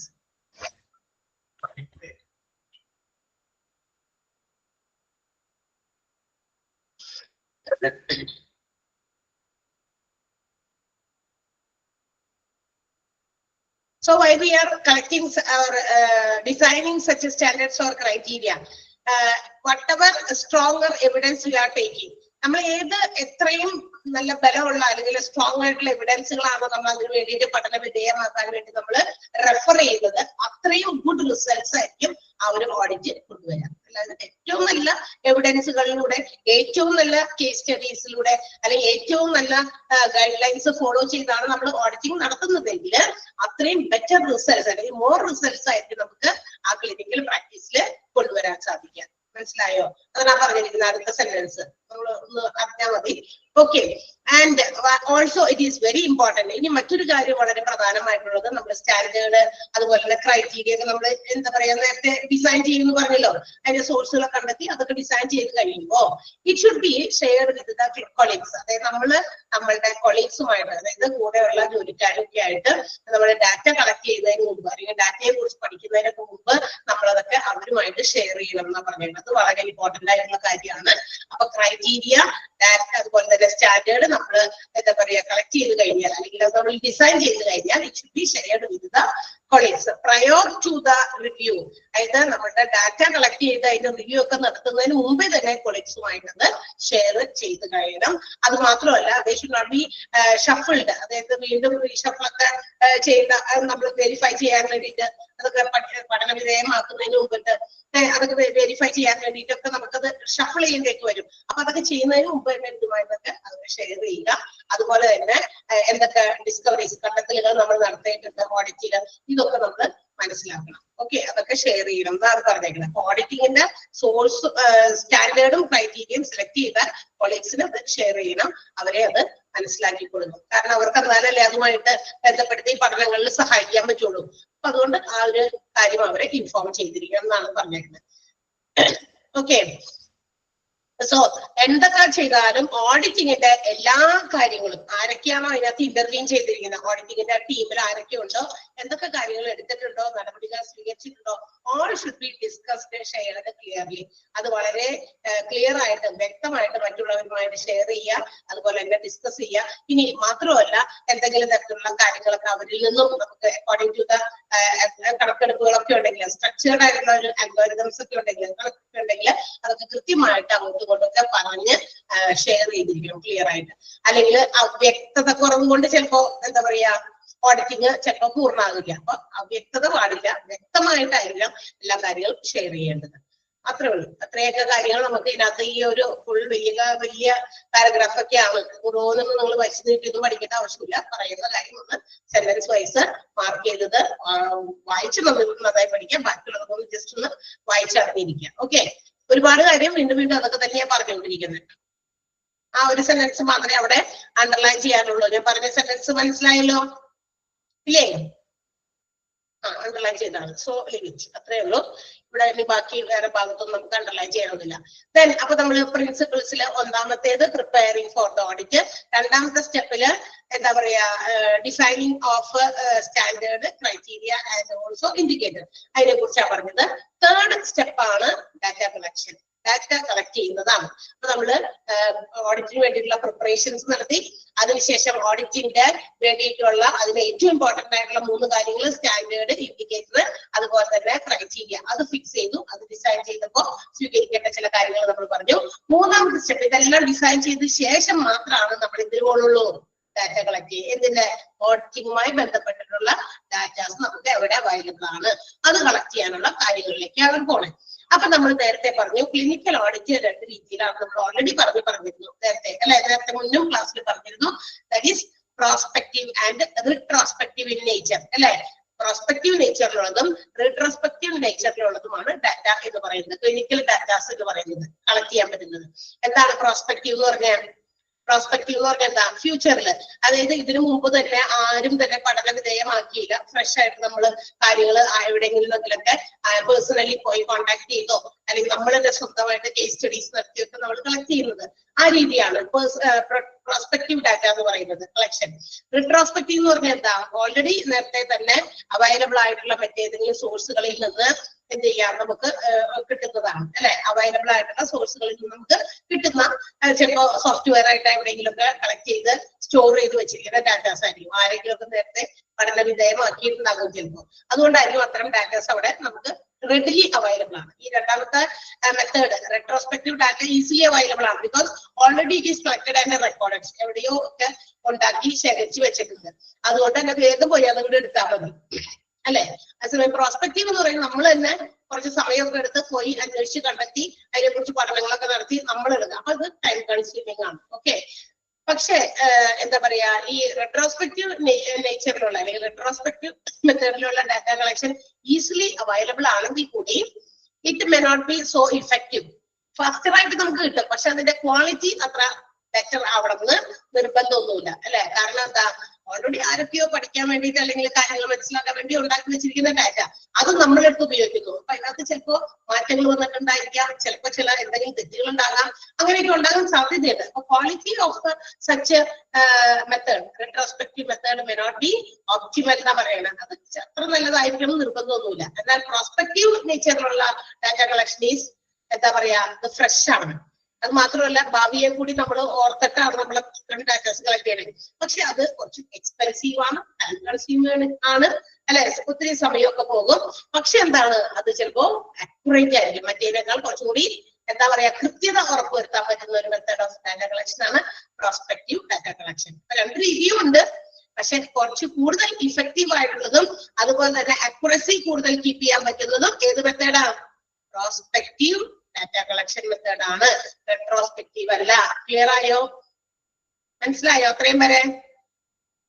അപ്പൊ ഇല്ലേ ഞാനൊന്ന് പറയുന്ന ഭാഗം ഒന്ന് ബ്രാക്കറ്റ് ഇടുവോ അണ്ടർലൈൻ ചെയ്യുകയോ ചെയ്തോ? ബിക്കോസ് അതിനകത്ത് അവിടെ വരെ കുറച്ച് ക്വസ്റ്റ്യൻസ് ഉണ്ട്. ഇവിടെ വരെ അക്യുറേറ്റ് ഡിസൈൻ വരെ ഒന്ന് ബ്രാക്കറ്റ് ഇടുവോ അണ്ടർലൈൻ ചെയ്യുകയോ ചെയ്തോട്ടെ. അതാണ് അതിനകത്ത് ഇമ്പോർട്ടന്റ് ആയിട്ടുള്ള കാര്യം. അതിനകത്ത് കുറച്ച് കാര്യങ്ങൾ പറയുന്നുണ്ട്. ഡാറ്റ കളക്ട് ചെയ്യാൻ പ്രോസ്പെക്റ്റീവ് മാനറിലും നമുക്ക് എങ്ങനെയാ റെട്രോസ്പെക്റ്റീവ് മാനറിലും ഡാറ്റാസ് കളക്ട് ചെയ്യാൻ പറ്റും. 2 രീതിയുണ്ട്. അതിന്റെ രണ്ടിന്റെയും ചില പ്രത്യേകതകൾ അവിടെ പറഞ്ഞിട്ടുണ്ട്. റെട്രോസ്പെക്റ്റീവ് ഈസി ഫാസ്റ്റർ ആയിട്ട് നമുക്ക് കളക്ട് ചെയ്യാം. പക്ഷെ അതിനകത്ത് അക്യുറസി അത്ര എന്താ പറയാ ഇൻഫർമേഷൻ കളക്ട് ചെയ്തിരിക്കുന്നതിന്റെ ക്വാളിറ്റി അത്ര പോരാ. ഒപ്റ്റിമൽ അല്ല എന്ന് പറഞ്ഞേക്കണം. നോട്ട് ഒപ്റ്റിമൽ എന്ന് പറഞ്ഞാൽ അത്ര നല്ലതല്ല, ഗുണനിലവാരമുള്ളതായിരിക്കില്ല ക്വാളിറ്റി അത്തരം ഓഡിറ്റ് കളക്ട് ചെയ്യുമ്പോൾ. അതേസമയം പ്രോസ്പെക്റ്റീവ് മെത്തേഡ് എന്ന് പറയുന്നത് എക്സ്പെൻസീവ് ആണ്, ടൈം കൺസ്യൂമിംഗ് ആണ്. അതല്ല രണ്ടുമാണെങ്കിൽ കൂടി പക്ഷെ അത് അക്യുറേറ്റ് ആയിരിക്കും. കാരണം നമ്മൾ നേരിട്ട് പോയി കളക്ട് ചെയ്യുന്ന ഡാറ്റാസ് അല്ലേ. അക്യുറസി കുറച്ച് കൂടുതൽ കീപ്പ് ചെയ്യാൻ പറ്റുന്നത് പ്രോസ്പെക്റ്റീവ് മെത്തേഡിനാണ്.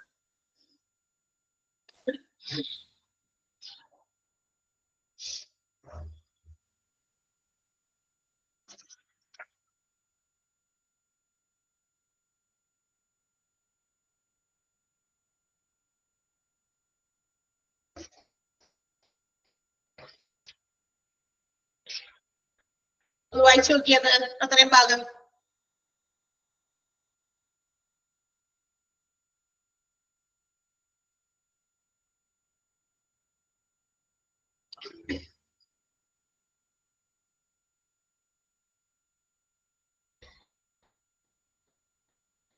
വായിച്ചു നോക്കാം. ഞാൻ മാർക്ക് ചെയ്യാൻ പറഞ്ഞ അത്രയും വായിച്ചാൽ മതി, കൂടുതൽ വായിക്കണ്ട നിങ്ങൾ.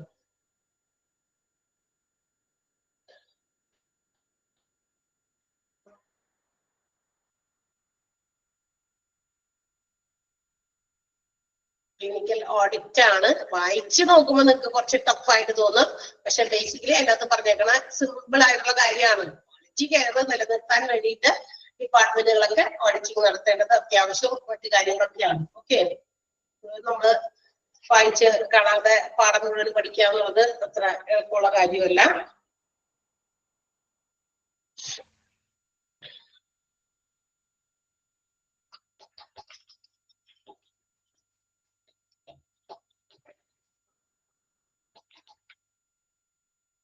So while collecting the datas നമ്മൾ യൂസ്ഫുൾ ആയിട്ടുള്ള, അതായത് നമുക്ക് ആവശ്യം വേണ്ട ഡാറ്റാസ് ആണ് നമ്മൾ കളക്ട് ചെയ്യേണ്ടത്. നെസസറി ആയിട്ടുള്ള ഡാറ്റാസ് എന്തൊക്കെയാണോ അതാണ് നമ്മൾ കെയർഫുള്ളി നമ്മൾ അതിന് വേണ്ടിയിട്ട് ഓഡിറ്റ് പ്ലാൻ ചെയ്യണം. നമ്മൾ വെറുതെ ആവശ്യമില്ലാത്ത യൂസ്ലെസ് ആയിട്ടുള്ള കുറെ ഡാറ്റ ഒക്കെ കളക്ട് ചെയ്യുന്നു, അതൊന്നും ആവശ്യമില്ലല്ലോ. അപ്പൊ അതുകൊണ്ട് while collecting data carefully there should be A plan for collecting data. അപ്പൊ നമ്മൾ ഡാറ്റ കളക്ട് ചെയ്യുമ്പോൾ വളരെ ശ്രദ്ധാപൂർവം ഏതൊക്കെ കാര്യങ്ങൾ അതിനകത്ത് റെക്കോർഡിൽ പെടുത്തണം, ഏതൊക്കെ കാര്യങ്ങൾ ഉൾപ്പെടുത്തണം, ഏത് ടൈപ്പ് ഓഫ് അനാലിസിസ് നടത്തട്ടെ, ഇങ്ങനെയുള്ള കാര്യങ്ങളൊക്കെ നമ്മൾ ഒന്ന് അന്വേഷിച്ച് അറിഞ്ഞു വെച്ചിട്ട് മാത്രം നമ്മൾ ഡാറ്റ കളക്ട് ചെയ്യാനായിട്ട് ചെയ്താൽ മതി. കാരണം അങ്ങനെ ചെയ്തു കഴിഞ്ഞാൽ നമുക്ക് അൺനെസസറി ആയിട്ടുള്ള യൂസ്ലെസ് ആയിട്ടുള്ള ഡാറ്റാസ് ഒക്കെ നമുക്ക് കളക്ട് ചെയ്യാതെയൊക്കെ നമുക്ക് നോക്കാൻ പറ്റും. ഓക്കെ, ഇനി പിന്നെ മാത്രമല്ല ഏതെങ്കിലും തരത്തിലുള്ള ഇൻഫോർമേഷൻസ് ആവശ്യമുണ്ട്, അല്ലെങ്കിൽ അതിന്റെയൊക്കെ ഒരു അഭാവം ഉണ്ടെന്നുണ്ടെങ്കിൽ അതൊക്കെ എടുക്കുന്നത് മനസ്സിലാക്കാനും ഇത്തരം കാര്യങ്ങൾ സഹായിക്കും. ഓക്കെ, നമ്മൾ അത്രയും വെച്ച് നിർത്താണ്. ഇനി ബാക്കി നമ്മൾ അടുത്ത ക്ലാസ്സിൽ എടുക്കാം. ഓക്കെ, നന്നായിട്ട് വായിച്ചു നോക്കുക കേട്ടോ, അത്രയും ഭാഗം വരെ. അണ്ടർലൈൻ ചെയ്യുന്നത് സെന്റൻസുകൾ നന്നായിട്ട് പഠിച്ചു. കാരണം ഈ ഓഡിറ്റിങ്ങിന്റെ ചാപ്റ്റർ എന്ന് പറയുന്നത് അത്ര ഈസി അല്ല.